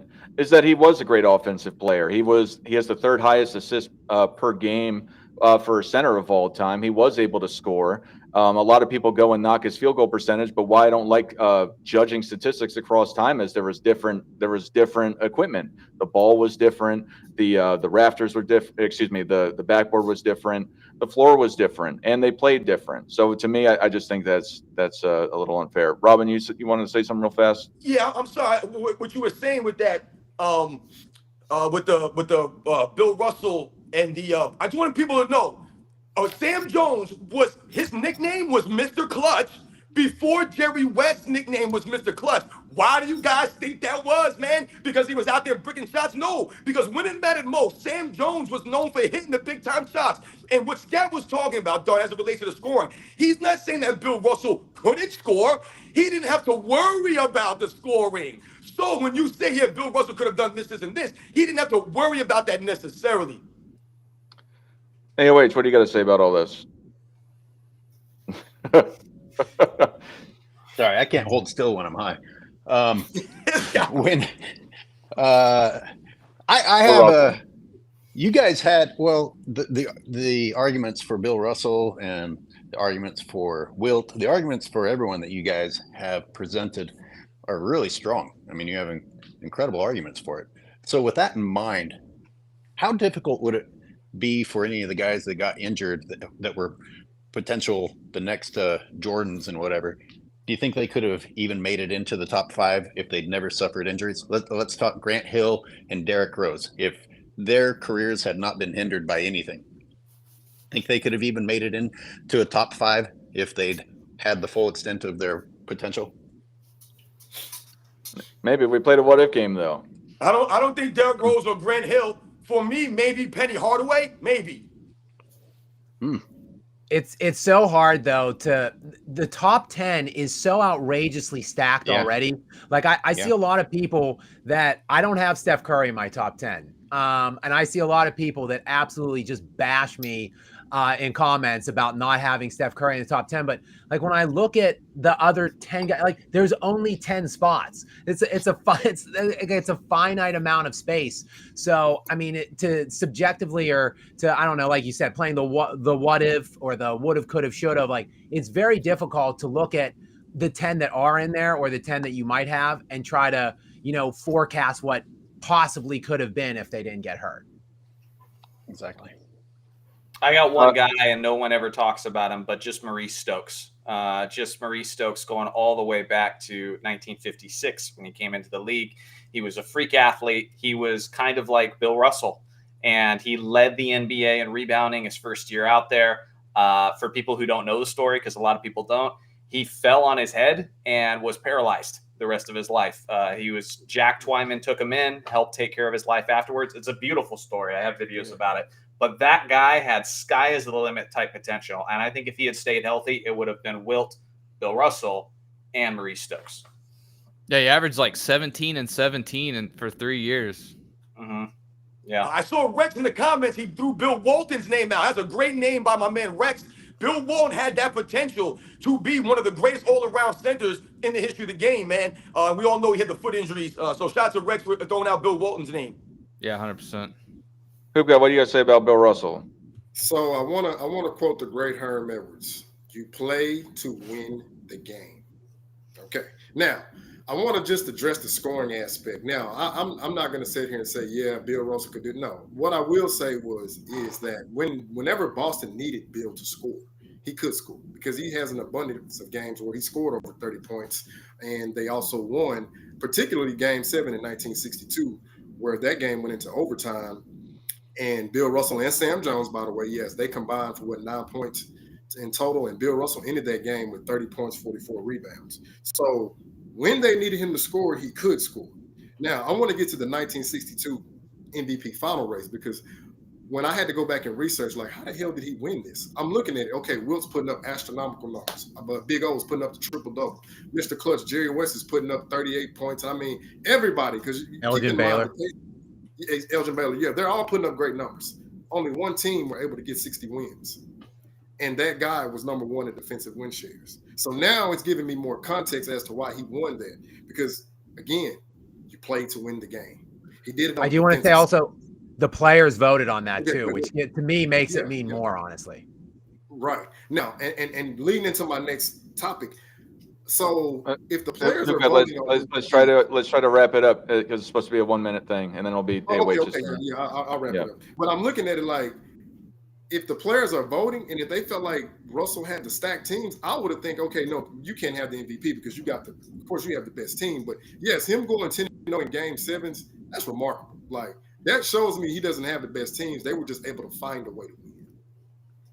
All right, I just want to talking about, for me, just real fast to end it with Bill Russell. Yeah, the Celtics were great. He didn't have to score. They had a great system, and Russell is credited for putting himself in there perfectly. Red Auerbach said that he was a great team player, just to say it laymanly. To the point of it is that Russell could adjust his game to whatever situation he was in. And that's something in respect to his offensive prowess, especially with scoring, is that he didn't particularly have to do that. I agree with all of you. But what it ended up doing was the 11 championships, 8 in a row. And he also did it as a coach for 2 years. So, I mean, I don't know. I think that's something to consider. But AOH, I saved you for last because you started going on a interesting tirade. So let's do it again. Oh. Well, start me off. What was my tirade that you liked? I'm always tirading. Nobody cares. Oh, yeah. I kind of said, I don't get any joy in it. And part of the reason I don't get any joy in it is they're all measured by different rules and different interpretations of rules. I mean, every time I have to put an asterisk next to something, I'm like, well, how much time is this really worth spending on? We've never seen these players play by the same rules. We'll never know what they could have done with those different rules. And yeah, it's the woulda, coulda, shoulda. All I know is there were people that I watched, and when I watched the way that they played, it was inspiring. And then there are people like LeBron James that teach you that quitting and having an excuse for losing is okay. Absolutely. Do you have anything else you'd like to say, or is that just? I'll take some of his time because I actually want to respond to that. Yeah, go ahead. Cool. So that whole not caring is subjective. Again, one of my favorite shoehorning him in here. One of my favorite Kobe quotes was him saying, it's subjective. He said he didn't care about it because it's not something he can definitively win, the GOAT debate. Mm-hmm. So I acknowledge that. That's the reason why I don't get emotional about it. I would put it that way. But I do enjoy the debate. I do enjoy the discussion. Basketball is naturally a competitive sport. You are competing. You are trying to find out who is better than who. It's only natural for basketball fans then to want to say, my guy's better than your guy. And the people who try to like stop you from doing that or shame you for doing that, I just think they're weird. I'm like, this is sports. Get over it. Like, get a little thicker skin. We're just having fun here. Nobody's getting hurt. So I don't know. That's my 2 cents on that. You're 100% correct, but they took the joy out of that as well because the media manipulates what we talk about. And someone even did a video recently about how this LeBron James being in the GOAT debate with Michael Jordan is a part of what's helping him stay relevant. And people want to give all this credit to LeBron being on the Lakers to make them relevant or keep them relevant. Man, whoever the media decides to tell us is relevant is who's relevant. They spend the amount of time and money that they spend on LeBron James making him a conversation piece. People start making him a conversation piece, just like debating whether or not he's the GOAT. And so it took the joy out of that for me too, because we're really just having a conversation about what we're being told to have a conversation about when you debate with people like LeBron. Now, if you're at the barbershop or if you're hanging out with your buddies in any other situation and you have a really great discussion about two of the greats moving up and down on that list, that's fun. But yeah, to respond to that though, I genuinely see the silver lining there because I completely agree with you. Media controls so much information, but that's why YouTubers have taken off. That's why independent content creators have taken off, is because we're not getting that giant corporate money. I get to wake up every morning and go, what do I want to talk about? And nobody's telling me what to talk about. I get to make money making my own creative decisions, which means I want to be honest. And so that's my mission, is to put as much joy back into it as possible, because the media and all these stupid debate shows, like you were talking about Kobe falling off the radar after he passed away. I think it was because he's an active player. The way the media machine, or an active player, the way the media machine works is you need one active guy to go against one guy of the past. So you get the old fans going against the new fans. If you got two old guys, if the debate's about Michael Jordan versus Kareem Abdul-Jabbar, you're doing two irrelevant guys, and the young fans aren't going to be invested. So when Kobe retired, they abandoned him, and it became all about LeBron. I think that's how it is, and I think LeBron fans are going to be surprised because he's going to get abandoned at some point when a new guy comes up and challenges him, and now it's going to be that guy and MJ. That's how it works. I almost added that to my point I made earlier about how they treated Kobe's death. I mean, they can't have the Jordan versus LeBron, who is currently an active player, debate if people are still talking about Kobe. It was in their best interest for the narrative that they were presenting to just put Kobe under a rock. Robin, what do you have to say about this? Everything that we're talking about here falls right in line with my channel. The premise of my channel is what? Stand on the honor, the integrity, the class, the love of the game. AOH, you talked about not really, loving these people or really falling or being able to get behind these guys, right? And you talk about. I didn't say any of that. That's those are not the words I used. Yeah, because you don't speak like me, man. You're in the clouds right now. So listen, this is the thing about I still know which words I used. Listen, I got you, man. Listen, but when we talk about this stuff, when we talk about Johnny, you're talking about people in the media and YouTubers and things like that. That's all fine and great. The problem is what? They're not standing on integrity. Nobody is. Many YouTubers ain't standing on integrity, man. Yep. And the way that they debate or go at other. Think about what we've been talking about. We've been going around with different players. No one's tearing down anybody with fake narratives and lies about these people. So if I don't agree with Bill Russell being the greatest of all time, and I want to debate against a Bill Russell or something like that, I'm not gonna say, Bill Russell played against white guys, man, that was 6'3". That's tearing down the history up with lies. Like we said earlier, people say about Wilt Chamberlain, Wilt Chamberlain was playing against 6'5" guys. Wilt Chamberlain was this. They're not making any sense. So what you're doing is you're trying to take away from the NBA's history and raise people up. That's all I see going on. This is why I made a YouTube channel a couple years ago. Literally, that's why. Because no one seems to get, if you want to argue and have that fun fan debate you're talking about, have those conversations, we can do those things. That's what we're doing right now. But that's not what's going on. Whether it's the mainstream media or not, man, it seems to be, like my man A.O. Ways was saying, a concerted effort to tear down people with narratives, whether it's the mainstream media or not, because what we've noticed now also on YouTube is we got ex-NBA players out here with podcasts. We got all these other weirdos out here that got a voice, but they're not making any sense, man. Someone literally asked me, name the 6 Hall of Famers on the New York Knicks. They said that as if I was lying to make Wilt Chamberlain appear greater. That's not what I'm doing here. I've never done that. I'll hold the same standard. Nick, what do you got to say? Yeah, I mean, I feel like we're having a good combo. I don't have much to add, really. I mean, it seems like we're all going around pretty well. So, Okay. I mean, I like I said, I think this is probably our most contentious episode yet, but it's been pretty good so far. I've really enjoyed it. Jay, what do you got to say? Yeah, this is honestly just kind of more of a question because I think we've all gone and we've all, made our picks for 2 all time. And a guy I used to have at number 2 for a while in my youth, George Mikan? I was I'm not that old, Dar. Come on. A guy I used to, just based on resume, I think Kareem Abdul-Jabbar has, to me, like arguably the most complete resume ever. Mhm. He has, 6 league MVPs. He's been to 10 finals. He's won 6. He's I see some head shaking, but when you look, he's top 3 in 3 standard box metrics in points, rebounds, and blocks all time. I mean, he's arguably the second or top 2 or 3 greatest collegiate players of all time. Like, I came on here prepared to argue against Kareem because I have moved him down a good amount over the last couple years, but I was pretty convinced somebody was going to mention Kareem Abdul-Jabbar at 2 all time.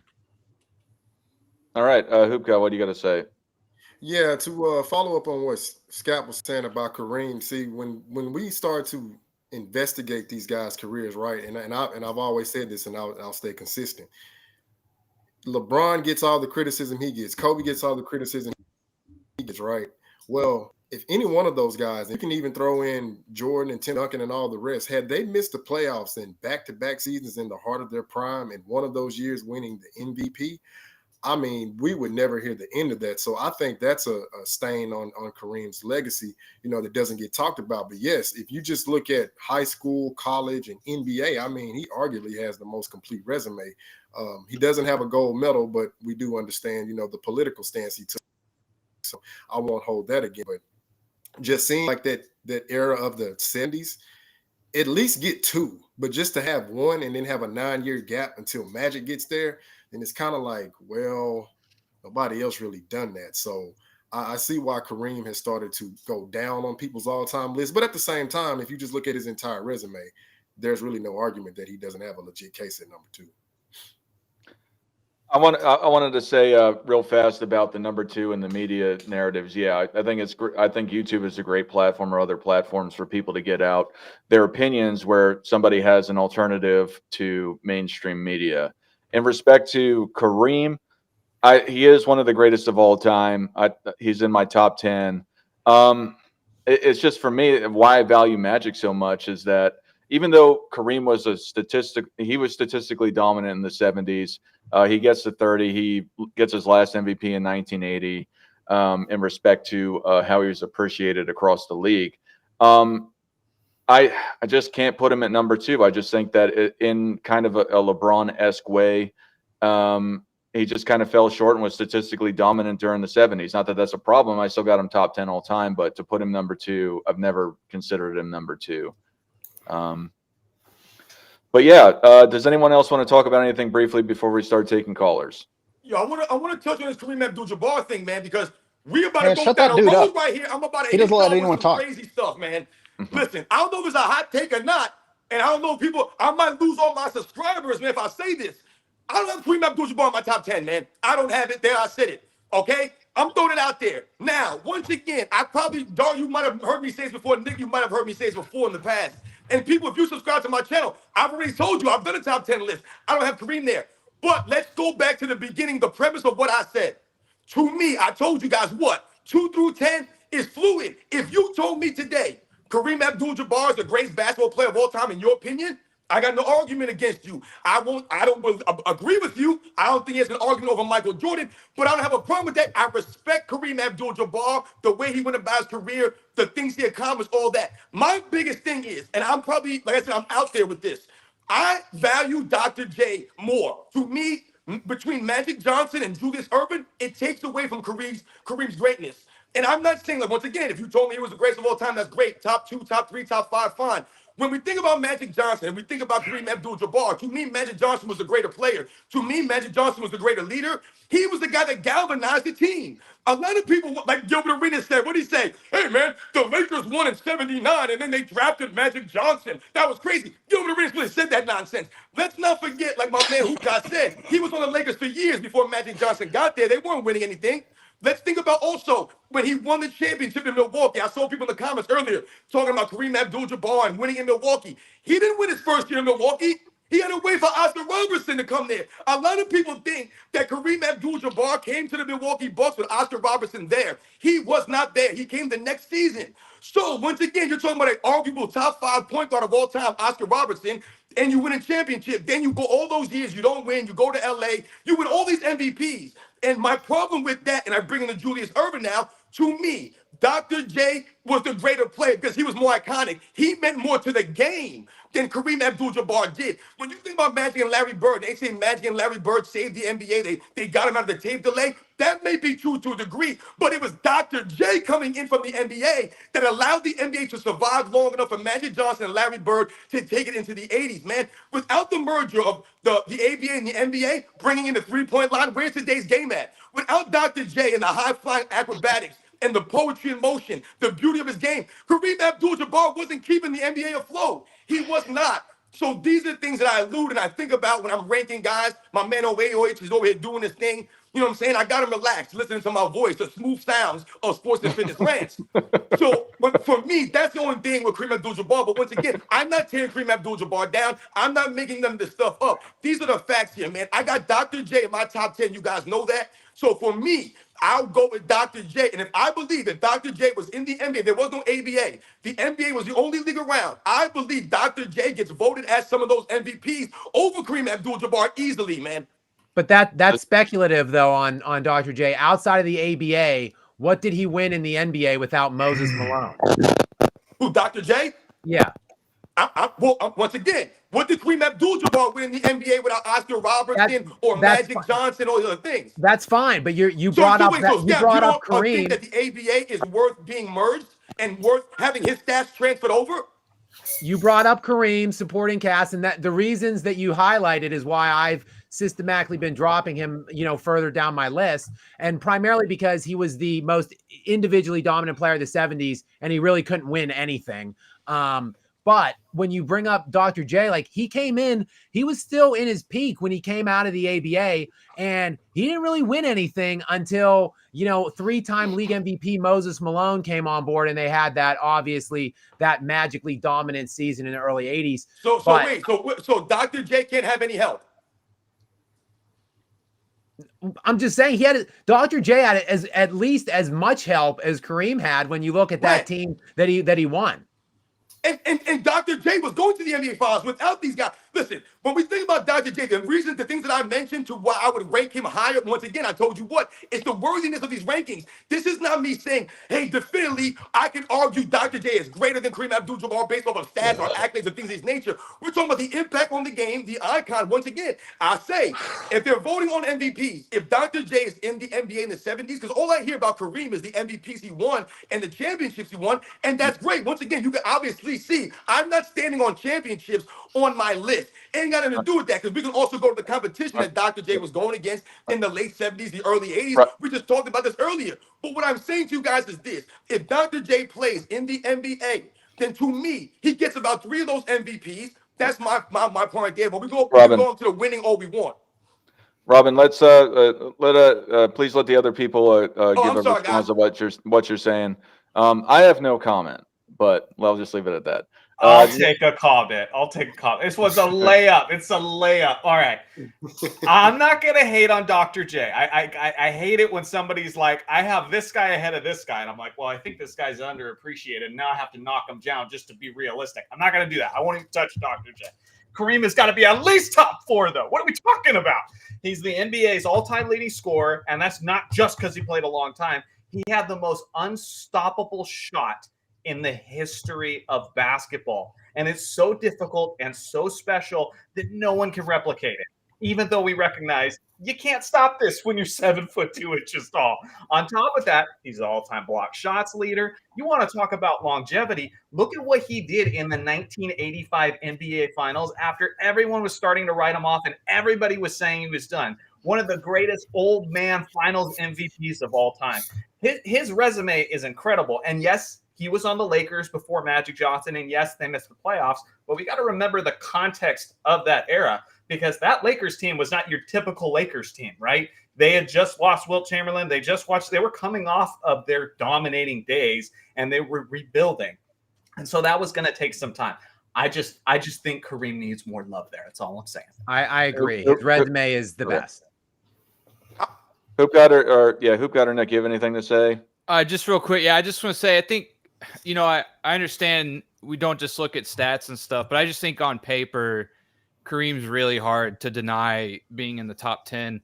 I kind of have Duncan, Dr. J, and LeBron around that top 10 to 13 area. So I could put Dr. J in my top 10. It's definitely, I think he's definitely worthy of that accolade. But I just think on paper, I think Johnny kind of said it. He's just really hard to deny, especially if we go back to high school. If you want to go out, if we're going to talk about a total career, I'm just saying he has an absolutely monumental resume, right? High school to the last day he played. It's just impressive, right? It's just really hard to deny. AOH or Hoop God, do you have anything to say about this? Yeah, I wanted to chime in. I have Kareem in my 6 through 10. I mean, like I said, it's fluid, but also Dr. J too. Once I started to research his career, and when you do combine his ABA accomplishments on par with the NBA, I think he has right over 30,000 points, 3 MVPs. And yeah, that too. Yeah, he won a championship in the ABA, and then he won one in the NBA. Now, what I will say is, yes, he was getting to the finals, and I don't know if you guys can name him, but I can't even think who his second best player was until, like Scap said, he got the great Moses Malone. They gave him that adequate front court production that he World needed. Be Free, James Toney. Right. So I think that's a legit discussion. Now, if you compare the magical Oscar? Yeah, I don't think the resumes are close, but when you just look at the players and what they were doing in their production, I think that's where it's a legit argument. But yeah, I do have Kareem in my 6 through 10. Of course, I have Magic higher, but yeah, I won't rebuttal anybody who may have him higher. It's just for me, my greatest center is Hakeem, but still, I think Kareem is worthy of top 10. But if you don't have him in there, I won't argue that. This is the most shocking twist of this whole debate so far. Me and Scap are on the same page. I thought for Kareem, he was going to be top 5 for everybody. So this is crazy to me. So, I have him at 3. So I want to ask the panel a quick question, man. I've listened to what you guys had to say here, and once again, man, I'm loving this right now. This is great right here. I want you guys to name me the iconic moment of Kareem Abdul-Jabbar. That's not fair, because stop. Because now you're talking about how boring a dude is. The Tim Duncan narrative. It's like he's boring. He doesn't have anything exciting. No. Exactly. Boring. I'm asking you an easy question. If Kareem Abdul-Jabbar, you just said, had all this longevity, you name me the iconic moment of Kareem Abdul-Jabbar's career. Every time he did this, that's the iconic moment. Time. It was iconic. Every time. Right now. Listen, let's just get this straight out the way here, man. You guys can't name it. No one can name the iconic moment. But how many times you turn an NBA film or you watch the history of the NBA and they'll show the Dr. J layup or they'll show the Dr. J rocking the cradle dunk against the Lakers. So once again, when I'm talking about the icon, and I told you guys earlier on this live stream, my 1 through 10 is about the honor, about being worthy to be there. For me, Dr. J is worthy. The guys I have in my top 10, I also have Jerry West in my top 10. Who has Jerry West in their top 10? Who has Dr. J in their top 10? Once again, I value and stand on other things, man. You guys keep talking about Kareem Abdul-Jabbar's high school and college career. Who gives a damn? Who gives a damn? We're talking about the NBA, the greatest players of the NBA. I don't give a damn about his college career or his high school career because I can easily say that Bill Walton was being touted as better than Kareem Abdul-Jabbar was at UCLA. So what the hell are we talking about here, man? Listen, Kareem Abdul-Jabbar being number 1 all time or 2 or 3 or 4, I got no problem with that. All I'm saying to you guys is you couldn't even name me an iconic moment of Kareem Abdul-Jabbar. He's played with guys that you can argue are top 10 all time. I have Magic Johnson number 4 all time. How the hell can I put Kareem Abdul-Jabbar number 2 if his teammate was number 4? It don't make no sense. You can only have one of those guys in the top 10, Magic or Kareem. It can't be both. Look at the other guys you named. What other player has a top 10 teammate? Nobody. The premise is whack. Your premise is whack. He doesn't need an iconic play. You're literally talking about how flashy he is. Should we put Shannon Brown in the conversation because he has iconic block shots? What are you talking about? Tim, look, Tim Duncan would not be in the discussion as an all-time great or a top 10 if we're going on flash or aesthetic appeal. I'm not telling you guys here that you have to have iconic moments or all of these iconic. I'm asking you guys to name one. You guys can't even name one. His skyhook. When he broke the all-time scoring record. Yeah, when he broke. That's not a count. Stop. Come on, man. How about the first game with Magic? I was going to say when he broke Wilt's record. That's the only one. Let's reel it in, guys. I'm not saying that Dr. J is greater than Kareem Abdul-Jabbar. I'm not saying when I told you guys about my list. To me, if I had to pick players, 10 players, I can't put Kareem there with Magic. Yeah, let's move on. Sorry, Dart. There for a second. Oh no, it's all good. I just don't want it to. Well, we're here. It's live, man. We're live, man. We're live. It's all good. You can't bring the reins in, man. We gotta be free spirits out here sometimes. Oh yeah. I'm smoking weed. He's doing lines. I let it go. I let it go for a bit. I just think it started to get to maybe it might devolve a little too far. But yeah, I'm gonna open the lines for calls. So the easiest way to go and call into the show is if you come to my channel. Just as a reminder, if you're not familiar with any of these guys that are on the panel right now, please subscribe to them, like their content, and if you really like them, get some, turn the notifications on for them. But the easiest way to go and call in is to go to my channel and click the link. And if you like what I had to say or you like the show in general, please subscribe to my channel as well. But I've dropped the link in my chat. The easiest way to go is to come to my channel and call in instead. Hoop God, while we're waiting for callers, you said you wanted to say something. No, I was just that was the iconic moment I was thinking about when he broke the all-time scoring record, because I think they, how they started the countdown back then, but it wasn't nowhere near to the degree that it was today. But they show it. I think they showed it on the was it the winning time doc with the Lakers and the Celtics? If it wasn't that, it was the courtship of rivals. I can't remember which one, but I know they were like, "Will Kareem break the record in this game?" And when he finally did it, so that's the only one I can think. All right, let's we got Pierre in here. Pierre, you got a minute to ask a question to somebody. Please say who you're asking to, and then they'll respond. Hey guys, how's everybody doing? Doing good. Excellent. Great. Yo. You got a question for somebody or a comment? I don't know what's going on, Dark, but Hoop God keeps talking. I don't know what's wrong. You're on I think you're watching the YouTube itself. If you watch, you might need to mute the video so you're not under the delay. Okay, I got it. Yep. All right. Okay, I got the problem. Sorry about that, guys. No worries. You have a question for somebody? You got a minute to ask it. Listen, Dart, I just want to ask one thing. Okay. Why don't we account for Dr. J's points in the ABA along with his NBA stuff too, together? It needs to be counted together. It's all pro basketball. And I'm 66 years old. I was around. I watched all these guys play. So, that's what I'm saying. We need to account for both. Am I right, Nick? I would say largely they're acceptable. I wouldn't push back too much against that. Yeah. So that's my question, Doc. You know, So you want Nick? I just want to know if the panel agrees to that. That's all. One person to answer because we got people trying to call, more people trying to call in. So who do you want to answer that? Oh, let Scap answer. He's my man. All right, Scap, you got a minute to answer. Thank you for the shout out. I appreciate it. And look, honestly, Dr. J is one of, to me, you know, I mentioned Bill Russell earlier, but Dr. J is a very difficult player for me to kind of conceptualize because of the ABA, the time spent in the ABA. Like you could say, like a very large portion of his prime was played in the ABA. So, I mean, it's just the amount of teams that were there, the difference, and it's not just Dr. J. It is. It's a large portion of that decade of the 70s is kind of difficult to really wrap my mind around personally, because there were other great players that came from the ABA as well. You know, Dark, going back to your Mikan premise, like he didn't play all the time in the NBA. There's like other leagues that he kind of like floated around during that time. And it's just hard for me personally. I'm just being honest and answering the question as openly and honestly as I can. Like it's hard for me to contextualize what that ABA time meant.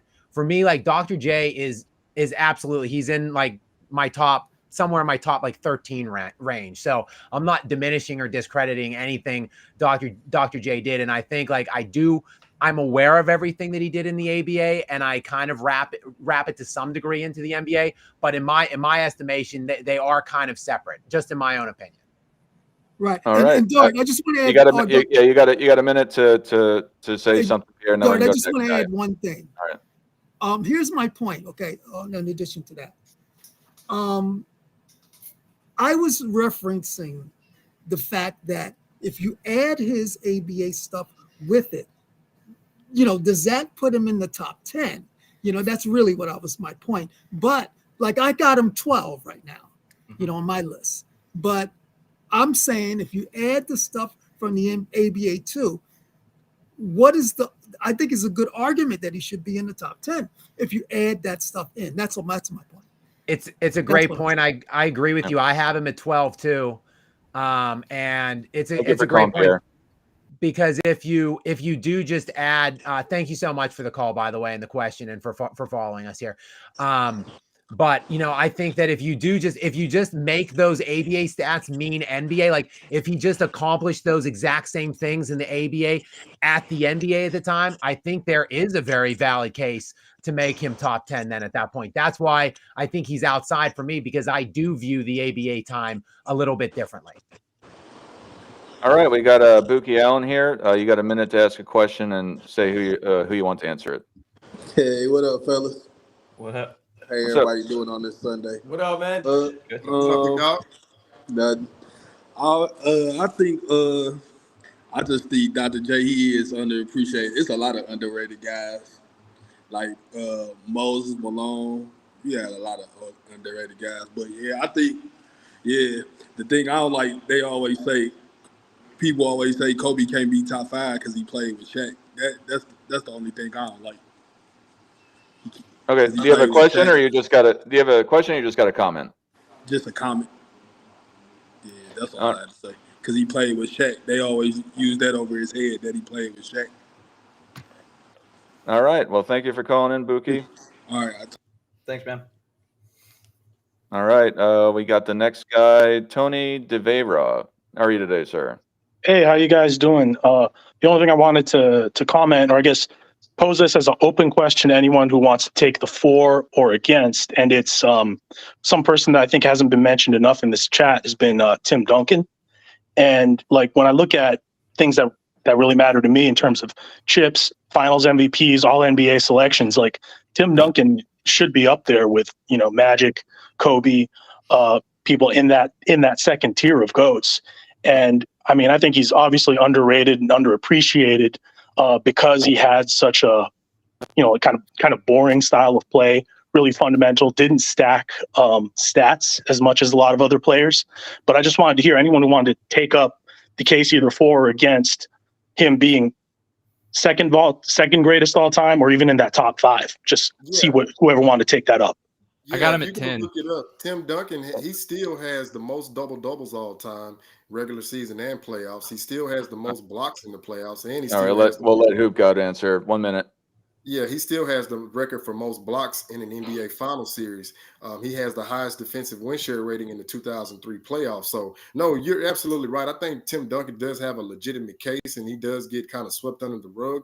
But again, you have to go do thorough research to understand Tim Duncan's impact. And another one that stood out to me is that he had a 19-year career championship window, never missed the playoffs. If you remove the lockout season, he never won under 50 games. And then his defensive prowess and impact, it's not measured by the stats. You got to go back and watch, So no, you're absolutely right. I think Tim Duncan does have a legitimate case. It's just like, I think a lot of people, not saying anybody on the panel, they value different things. It's like that flash that is aesthetically pleasing to the game, those type of things. But me just being a fanatic of basketball, I greatly appreciate Tim Duncan. So no, I wouldn't argue anybody who has him number 2 all time, because at one point I did, but of course he got surpassed by somebody else, Kobe Bean Bryant. All right, Tony, you got a minute to respond. Oh, well, I guess one last thing I'll say is I prefer to think of GOATs in terms of like tiers, or almost like a pyramid. Like obviously MJ is way up there at the top on his own. Then there's like maybe a stack of 3 guys underneath that, and then a third tier with 5 guys, then a fourth tier with 7 guys. And I would say in that second tier for me, it's Magic, Kobe, and Duncan.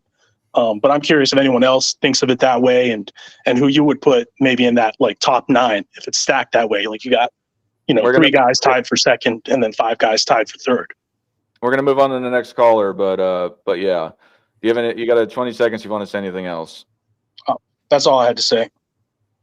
All right. Well, thank you for calling. Thanks a lot, man. Thanks, man. Thanks, man. All right, we've got Jimmy James, and AOH keeps dropping out, but Jimmy James, welcome. Do you have a question for the panel or a comment? You got a minute? Yeah, I think the Larry Bird thing is kind of like a what if type of thing. Like, what if he would have hired someone to pave his mom's driveway? Yeah, because he went to the finals 4 years in a row, and that year that he hurt his back, I think, is when they got their first loss out of that 4-year run. And then I guess he got a split after that, so he won 2 out of 4, and then after that was kind of it. And then he started to just have a lot of issues with his back, and he just wasn't the same. But I feel like he could have been either 1 or 2 if not for that. Yeah. Do you have a question for somebody, or you just wanted to make that comment? Yeah, I just wanted to see what people I don't know what people's thoughts were on that. You want a specific person to answer it? Is there anyone that's a big Larry Bird guy? Nick, go ahead, Nick. Yeah, I mean, Lynn Bias and Larry Bird's back, right? It's the greatest what if, especially for Celtics history, right? So, again, I think guys like Robin, we talk about like kind of old school mentality, right? He could have easily paid somebody, but decided he wanted to do it himself and help his mom out, or his grandma. So, yeah, absolutely. This is one of those things where, like, when you make a certain amount of money, you can just pay people to do things for you. We all wish he would have done that, but yep, it's definitely a tragedy. All right, you have a minute to respond, Jimmy James.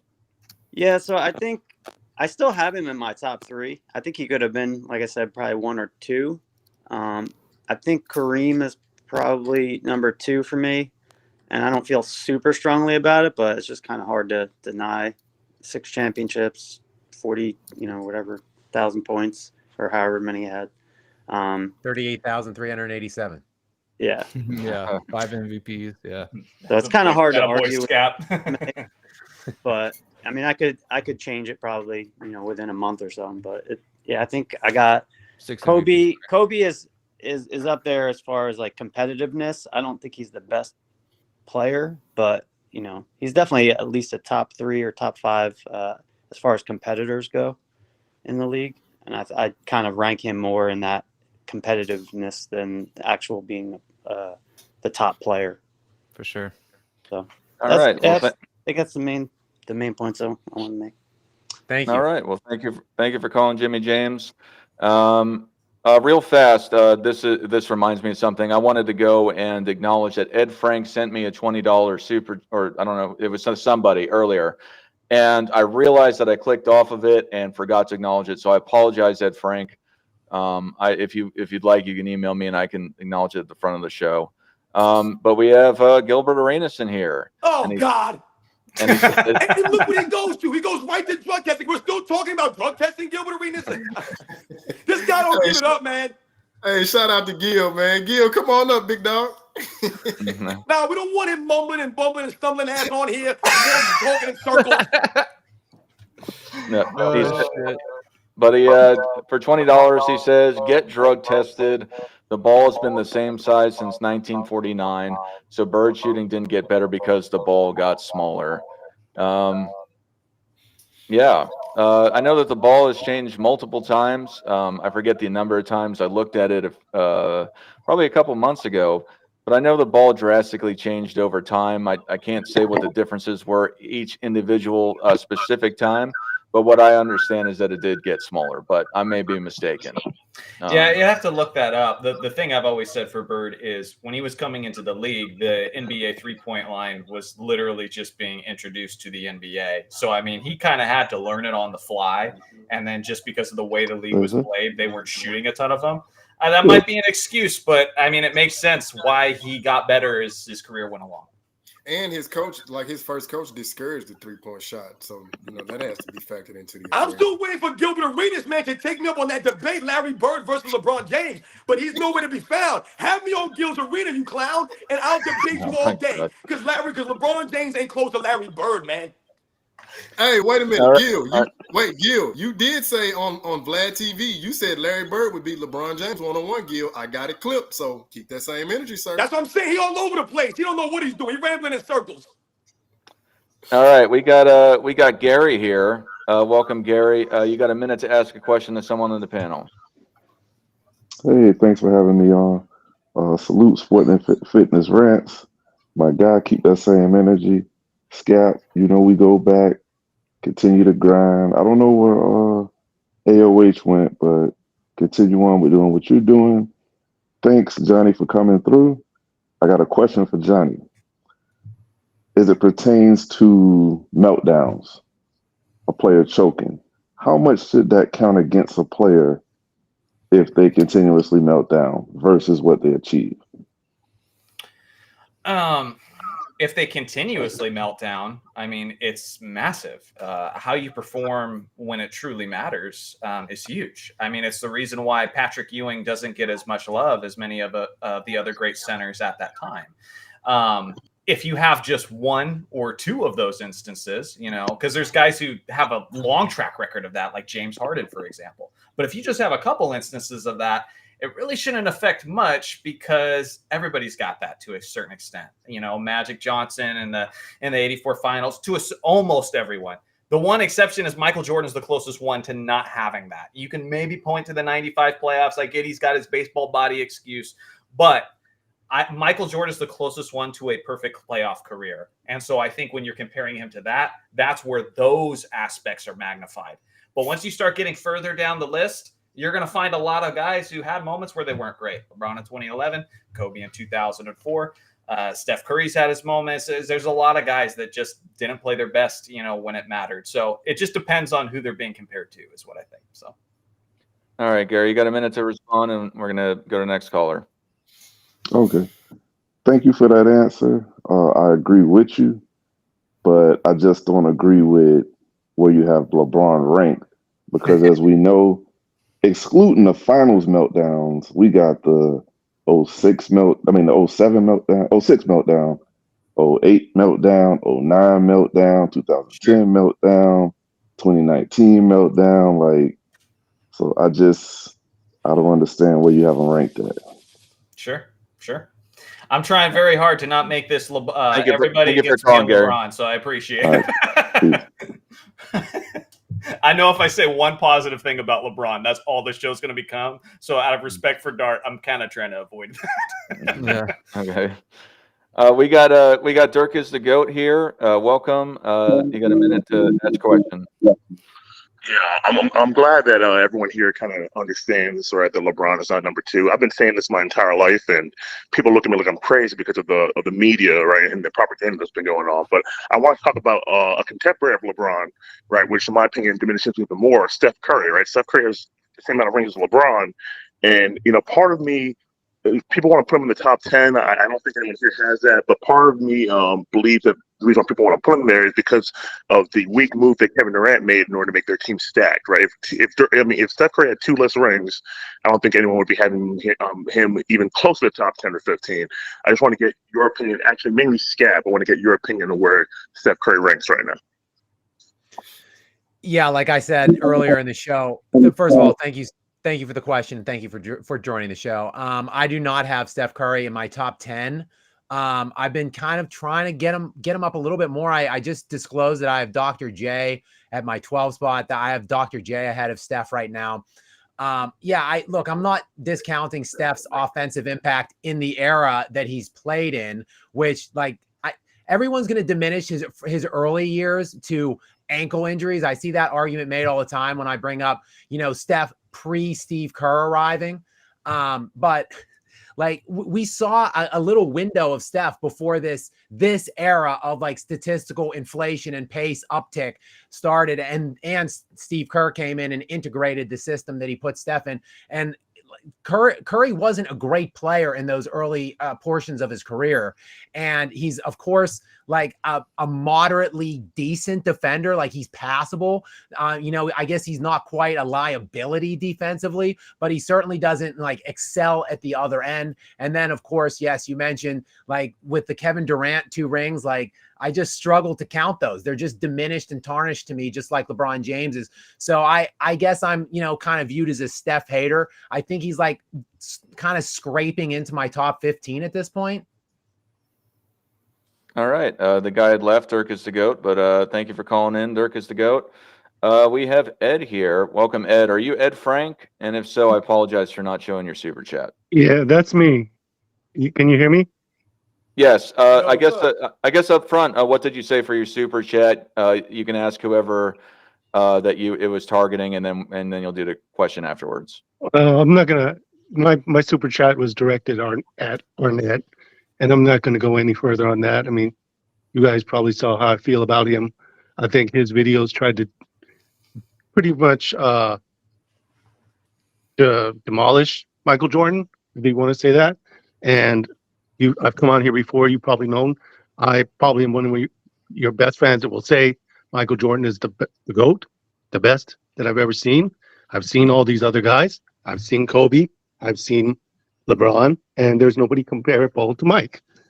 On that same note, Robin, you got to be a little bit fair when you kind of compare Dr. J and Kareem. There's one thing called physical intangibilities.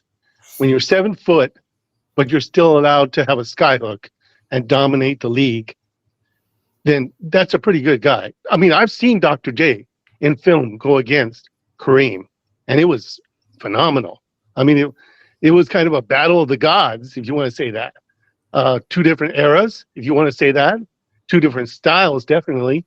And, I kind of look at those guys and say, hey, they did bring the NBA further than anybody else could have brought it. Magic did that too as well. What I want to say as far as Kobe and what we talked about Wilt, those are 2 of my second guys behind Michael. I like Kobe because I've never seen anybody close to Mike, and Kobe brought that out. Wilt, on the other hand, was the greatest physical specimen. I never seen him live. I'm not going to say I saw him live. Everything I saw about Wilt was on film. But I also know and hear stories about Wilt. And one of the stories I hear was that Wilt's mom asked him to be nice and not take over the league and not hurt people, which he could have done. Wilt had those abilities to do that. I mean, he was an incredible guy. I don't understand why his winning wasn't greater. And that's something that I have to take into account. But I still can put him up there just based on all these things, just on based watching him on all those types of plays and leading the league in assists. Ed, I'm sorry. Do you have a question for somebody, or did you just want to comment? Johnny said he wanted to comment on his video briefly as well, but do you have a question for somebody? So, Arnett's video, and I saw these videos on Twitter, everywhere. he tries to point out that something is definitive, and then there's, I forgot the words he used. Possible. Possible. Thank you. There is no such thing as definitive. I mean, I looked at those films over and over prior to you even putting them up, You saw the and full I game. know that a lot of those were not definitive. You can't see them based on the film, but I'm going to tell you that I watched Michael Jordan live. I was out at Oakland when he came out there. I watched him live, and I know the fact what he was. And some of that stuff I thought you just put up was not right. All right, thank you, Ed. We're going to let Johnny respond real fast, and then you can respond for a minute after that. I want to let you talk more because you did the super chat, and I didn't acknowledge it. Sure. First off, if anybody wants to see those games, they're all in the pinned comment of that video that I did. All 10 of them. I did Habistro 6, the other 4. If everybody's going to have different definitions of what was a steal and what was, and going to disagree with me, I did mention that in the video. Now, I will say this. The average watch time of that video was 15 minutes. It was 35 minutes long. And my conclusion at the end of it was that Tom Habistro looks like he cherry-picked games, because when I picked my 4 games up against Hicks' 6 games, my 4 games were much more accurate. The other conclusion is that Michael Jordan looked pretty damn good out there, like the best defensive guard I've ever seen. If I'm being completely honest, I was curious to see the truth in this video, like just what the stats are. And so I did my counting. I put them out there for anybody who wants to go see them. But it doesn't change anything for me. Michael Jordan is one of the greatest defensive guards of all time. And next, I'm looking at LeBron's assists, to be fair, because that's been requested a lot. So anybody saying that it's not fair, I don't think there's anything wrong with digging into it and seeing what's true. But at the conclusion, whether or not the statistician was correct or wrong, anybody with an eye test can see Michael Jordan was just a freak defensively. He was incredible. So it doesn't change anything for me. He's the GOAT. All right, Ed, you got a minute to respond, and we're going to let the next caller in. And thank you for calling and super chatting. Oh, no problem. Yeah, I was going to thank him on being honest about that part. And there was another YouTuber I watched. It's Jordan versus LeBron. Mm-hmm. And he came out and said the exact same thing that I was going to say, but Arnett cleared himself up, that you did not want to go and present these types of videos against LeBron or any other of the guys in that era that Michael was going against. And now you're saying that you will, which I'm very hopeful that you will. And that way we can see, first of all, I don't believe LeBron is in the top 25. Yeah. You saw me in the chat put in top 300, top 400. I mean, this guy is getting lower by the second. By the time I get off this call, I'm going to have him at top 500. I mean, but yeah, if you can just be fair and put those kind of videos out. Again, another channel I watch, D Allen RX, I believe. Ed, thank you. Ed, thank you for calling. We're going to move on to the next caller. I appreciate I appreciate you, man. Thank you. No problem. Thank you. Appreciate you guys. Yo, Yep, thanks, bye-bye. man. All right, we got. What's up, Robin? I just wanted to add something on to what they were just talking about, man. When we think about steals and we think about I'll the be right back. rules and how things are written, there's something called a control tip. I saw in Johnny's video, we're talking about tips and things of that nature. Oh, if I tip the ball and Michael Jordan gets it, that should have been my steal, not Michael Jordan's. That's not necessarily the case. See, that's the problem here, man. There's a gray area when we talk about control tip. So if you go to pass the ball and you tip it on the air and it doesn't go right to your teammate, that's not a control tip. There were many times in those videos, I watched the whole 35 minutes, Johnny, so I didn't half ask you at all. And you know what I said about your video. I did a video about you. I thought you were right on. You were good, man. I give you a lot of credit for that. You did some stuff. The one thing that we have to think about is the gray area, the control tips of a lot of these steals, man. And I don't think there was any malice involved in this. They're not trying. Once again, Michael Jordan was never the stats. That's all I wanted to say. One thing I want to respond to that is the rule states that it needs to be controlled. It either needs to be controlled or deflected away from an opponent. That is the distinction. So both of those works. You can look it up. That rule is in the pinned comment of that video. It needs to be either controlled or away from an opponent. So I think those both work. Again, but if I'm wrong, I'll be humble enough to admit it. That's fine. That's fine, which is why I'm okay with you guys getting your own counts. The videos are there. And I wanted to touch on this real quick. They didn't start tracking deflections, okay? Deflections weren't tracked back then. They didn't start tracking deflections until I believe either 2013, 14, or 15, one of those 2 years. Now, I'm saying it to say this. they track deflections, Scotty, you would have got credit for the deflection. MJ would have got credit for the steal, vice versa. If Michael Jordan deflects the ball and Scotty gets it, you'll get the credit for the steal. MJ get credit for the deflection. But I get what they're trying to do. They're strategically trying to revise history because they know that the guy they're trying to campaign for cannot win this debate. I mean, it's 21 years now, for crying out loud. If you couldn't surpass Michael Jordan in 15 years, how the hell are you going to surpass him in 21? 5 seconds. 5 seconds. 5 seconds. Just 5 seconds. The very next article he wrote the next day was that Bronny James was underrated. So, I mean, it's a little fishy. Go ahead. Yep. Let's welcome Matt. How are you today, sir? Do you have a question? Who do you want to direct it to? Hi, Love from India. Yeah, so I just Shout had. to India! Yeah. I was not even born when Michael Jordan was winning championships. I was like born in '92 or something. So yeah, so for the question I have is like for Scap and maybe Johnny. So Which when one? you're ranking your You get to pick one. Okay, Johnny, because he picked Wilt, I think, or second. Wilt. Yep. So so when you're ranking these guys, how much do you take into account how they can create their own shot? Because MJ could do it all day, Kobe could do it all day, but the front court guys, I mean, I don't know how you take into account the creation of their own shot when you're doing these rankings. All right, Johnny, you got it. Yeah, I think it'll be quick. I mean, I think it should matter to a certain extent, but I do think people put too much value in it. Because, like, for example, Shaquille O'Neal was just a tank, and he was scoring over the top of people. I'm not going to say he didn't have skills. Shaq actually had excellent footwork. Like, he did have underrated skills. But I'm not going to look at him and say Kevin Durant's better than Shaq just because Kevin Durant can do more things. Well, yes, but what Shaq did, he did really, really well, you know?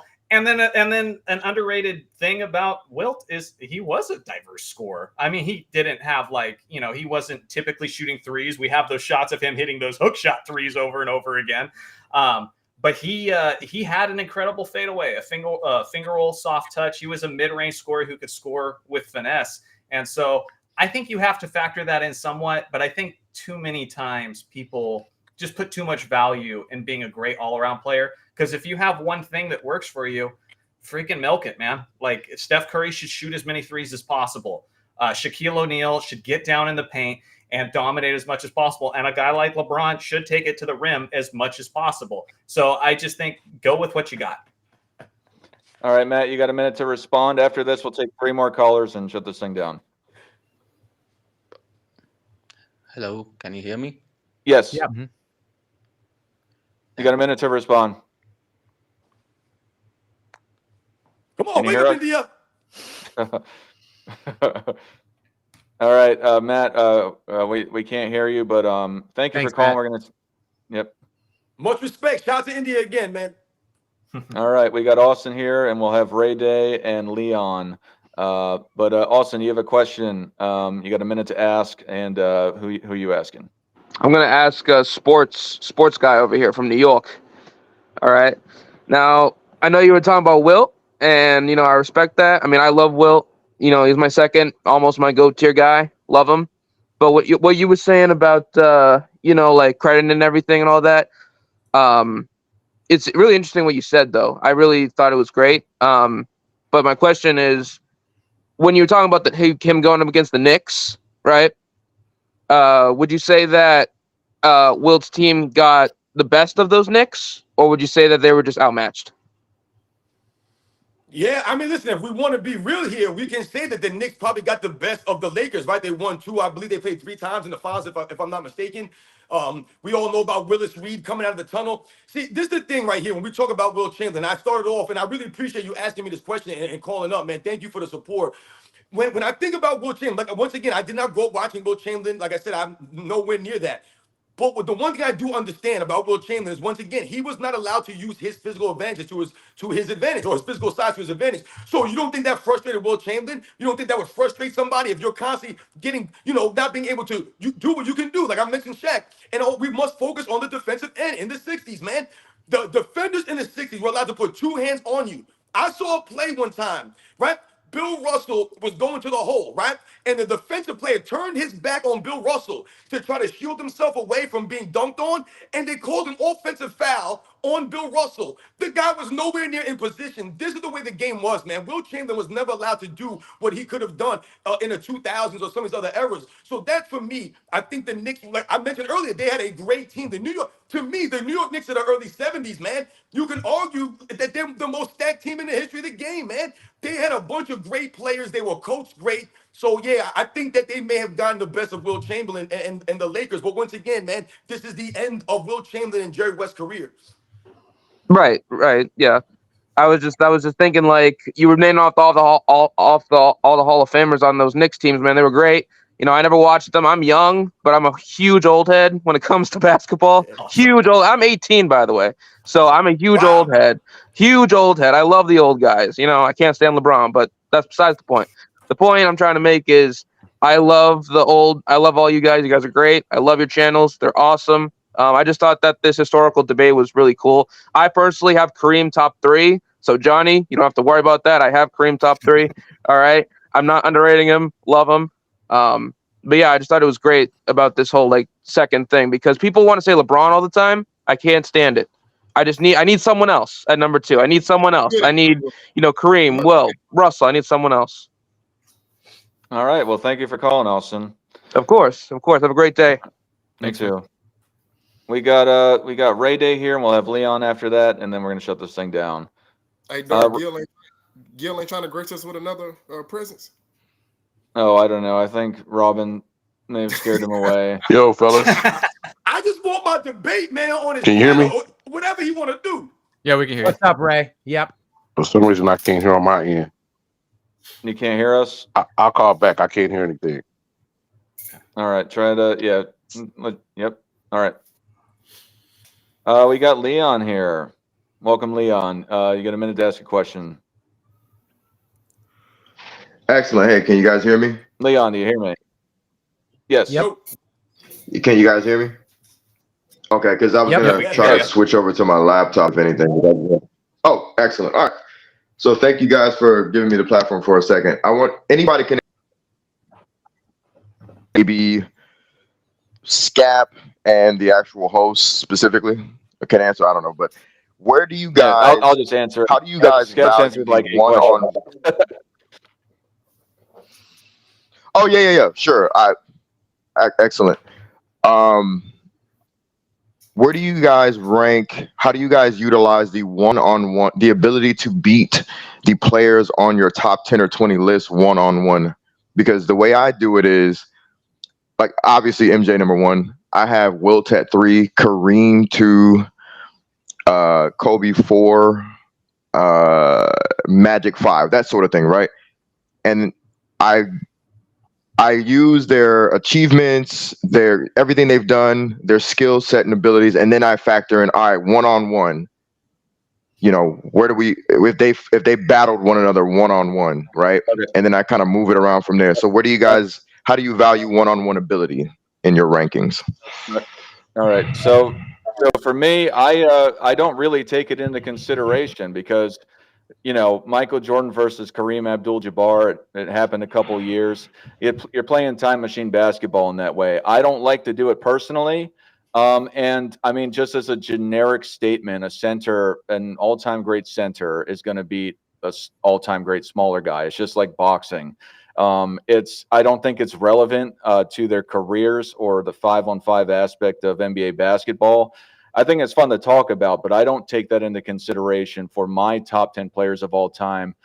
Could George Mikan beat, whatever, Kobe Bryant one-on-one? I don't take that into consideration because you start playing time machine basketball. It's hypothetical. It's fun to talk about, but I think that has a lot less to do with greatness. That's more of talking about, you specifically saying that is who's a better one-on-one player if they face each other. So I don't take that into consideration for my top 10 of all time. All right. You have a minute to respond, sir. Me? Oh, okay. So I think that's actually fair. The only reason I factor it in is because of conversations where, let's say, like a LeBron James has been known to get cooked one-on-one by a guy. I forget his name, but he's never beaten, like LeBron's never beaten a guy.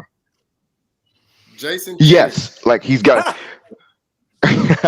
So my thing is, like, if we're just using, not to beat up LeBron, but just using him as an example of someone who they want to be at the top heap, right? It's like, I personally, I'm like, I can't put you at the top heap if I know on the black top, Michael Beasley's cooking your ass. You get what I'm saying? I can imagine Michael Jordan eking out Wilt in games, and I can imagine Wilt cooking Mike. You know, that's fair. That's fine. I can imagine Kareem doing the same, etc. Like, I can play with the idea of the top 5 cooking each other here and there, but I couldn't consider a guy like, let's say, a LeBron for a top 10 or 20 if Michael Beasley's cooking you one-on-one. That's the only reason why I play in my considerations. All right, awesome. Well, thank you, Leon, for calling in. Appreciate it. We're gonna start shutting this thing down. First off, I want to say thank you, Johnny, for coming on the panel. Special guest. I'd love to have you back in the future if you're interested in it. And get with you in future shows. But I want to save you for last because I want to see if you're down for this. But yeah, let's go down the list. Robin, you have anything you want to say to the people before we get out of here? Listen, stop asking me if I got anything to say. You know I got something to say. All you got to do is say, yo, Rob, man, you up, man. Let's do it. Just remember that. I love you, dog. You're my boy, man. Once again, man, this was a great show. Thank you for everyone in the chat. I saw someone in the chat say that they unsubscribed from my channel because I said I didn't have Kareem in the top 10. I'll be honest. I don't give a damn. I'm not here for money or fame. Anyone that follows my channel knows that. I stand on the same things I've always stood on. If you guys can remember the premise from the beginning when I said my 2 through 10 is fluid. There is no hard rankings here. And I rank these guys in the top 10 because I think they're worthy to be there. To me, those guys in my top 10 are worthy to be in the top 10 conversation. Wherever they are, 2 through 10 is irrelevant. So for me, Dr. J's worthy to be there. I said Kareem is worthy to be the greatest of all time. I didn't say, how dare someone have Kareem in the top 5 or top 10. I said, for me, he's not in my top 10. I'm not saying he's not worthy for a top 10 spot. So let's just clarify at the jump. But as usual, I want to thank everyone in the chat, man. Everyone that has, like I said, supported our channels. You guys donating money. Once again, man, I know money is hard to come by for a lot of people, man. So much respect for anyone to donate any money to our channels. This Sunday live stream is the place to be, man. Remember that. Because once again, man, we're standing on the values, the honor, the integrity, the class. And we love the game, man. And we're not tearing down players on these channels, with false lies and narratives, man. So much respect to everybody out there. Like I said, man, shout out to Nick, my man Hoop God, and my man Scap again for being here, man. You seem that you like to be here, man. You love me, man. Just be honest, man. You know you need my voice in your life. And Johnny, thank you for coming, man. And listen, man, don't be afraid to come back, man. And don't be afraid to have LeBron James number 2. I see what you did today. Because I tell you right the hell now, if you would have put LeBron James number 2 and you'd have came on here today, man, I would have went in on you. Because for me, having LeBron James number 2 all time is worse than me not having Kareem in my top 10, man. That's just my opinion. People can say what they want. That's the fact, man. You guys see the deal, man. Once again, thank you. All right, Nick, what do you got to say? That was good. Matt, as always, I enjoy it. I like the thing I always say is nobody owns sports, right? This is just all good fun. So I absolutely enjoyed it. I thought everyone had good takes all around. So yeah, nothing more to say other than we'll just keep doing it. Absolutely. Scap, what do you got to say? Dart, just thank you so much for having me on again. I do enjoy being here. Thanks to all of you guys. Johnny, it was nice to meet you officially, so to speak, and put a face to the voice, so to speak. And just to follow up on sports real quick, I think it's probably equally of a heinous take to have LeBron at 2 as it is to have Kareem not in your top 10. That's funny. Hear you say all the LeBron videos I see you doing. All right, Hoop Guy, what do you got to say? Yeah, man.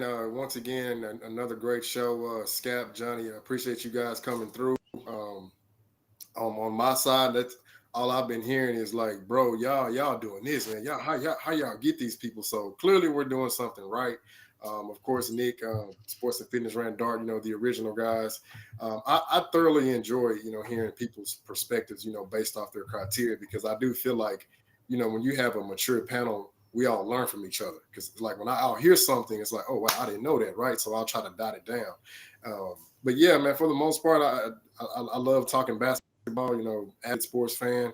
And y'all know my slogan, man. It's imperative that we destroy these narratives out here. So Yeah, real fast, I want to thank everybody for coming to the live chats. Gilbert Arenas came through, and if I'm not mistaken, erroneously said that the ball size was the same throughout all NBA history. Gil, come back to the panel. We miss you. Come back, Gil. Gilbert, if you're listening, get me a copy of NCAA 25. That's what I really want. You can get your hands on one Stop for being me. a goofy out here, man. Damn, Gilbert Arenas. Sign it for me. Send it over. Hey, but seriously, Gil, you're an all-time great, man. We can like talk basketball and we can actually pick your brain. So yeah, man, come on back. Gilbert Arenas was nice. I was watching live when he dropped 60 on Kobe, and honestly, if he came on, he scored 60, Kobe scored 45. That was one of my favorite games of all time. That's what I'd want to ask him about. So if I'm not here, somebody ask him for me. But yeah, I'd love to talk with Gil. That'd be awesome. If he does come back, we have to institute the timer, because it got a little too wild. I made a decision to just let it roll, and I think it had its own value, but I don't think it happening again would be good. So Everybody made content over that live, man. I saw Scap's videos off that. Listen, man, like I said, this is live. This is what we do it live. Yes. Oh yeah, no, it had its own value. I just don't think it happening every time would be good like that. That's all. But yeah, thanks. Gil showed up, super chat. Ed, Frank, everyone else who super chatted, thank you as well. I got to figure out a hard number for when to stop the show with it. It's just hard. There's so many super chats. If we acknowledged every single one and took a minute, we just couldn't continue the show. But that's a good problem to have. And I want to thank for everybody. I want to thank you all for the super chats. It's gracious to show your appreciation for us. But Johnny, I wanted to ask you if you had any last words, and if you wanted to, if you could say Michael Jordan fans are the best to sign us off as well. But do you have any last words for the people? I knew you were going to ask that. Michael Jordan is the greatest player of all time. I think objective basketball fans are the best. That's my brand, and I'm not going to go away from it. But I do support your channel. No. I got to go back and say it then. Anyway, but thank you so much for having me on, guys. It was awesome, and I just love talking basketball that isn't just the same old conversation over and over again. Hearing all the different names that came up, this was really fun. So seriously, thank you for having me on. Absolutely. And just for the AOH fans, I don't know what happened with him. He just kept dropping out after a while, but I want to thank AOH and all of his subscribers that were tuning in from his channel. He's always got value added, and we got to see him work out. So that was cool. He been watching my videos. Anyway, yeah, thank you everyone for coming again. Thank everyone on the panel once again. I thought it was a great show. And for everyone, Michael Jordan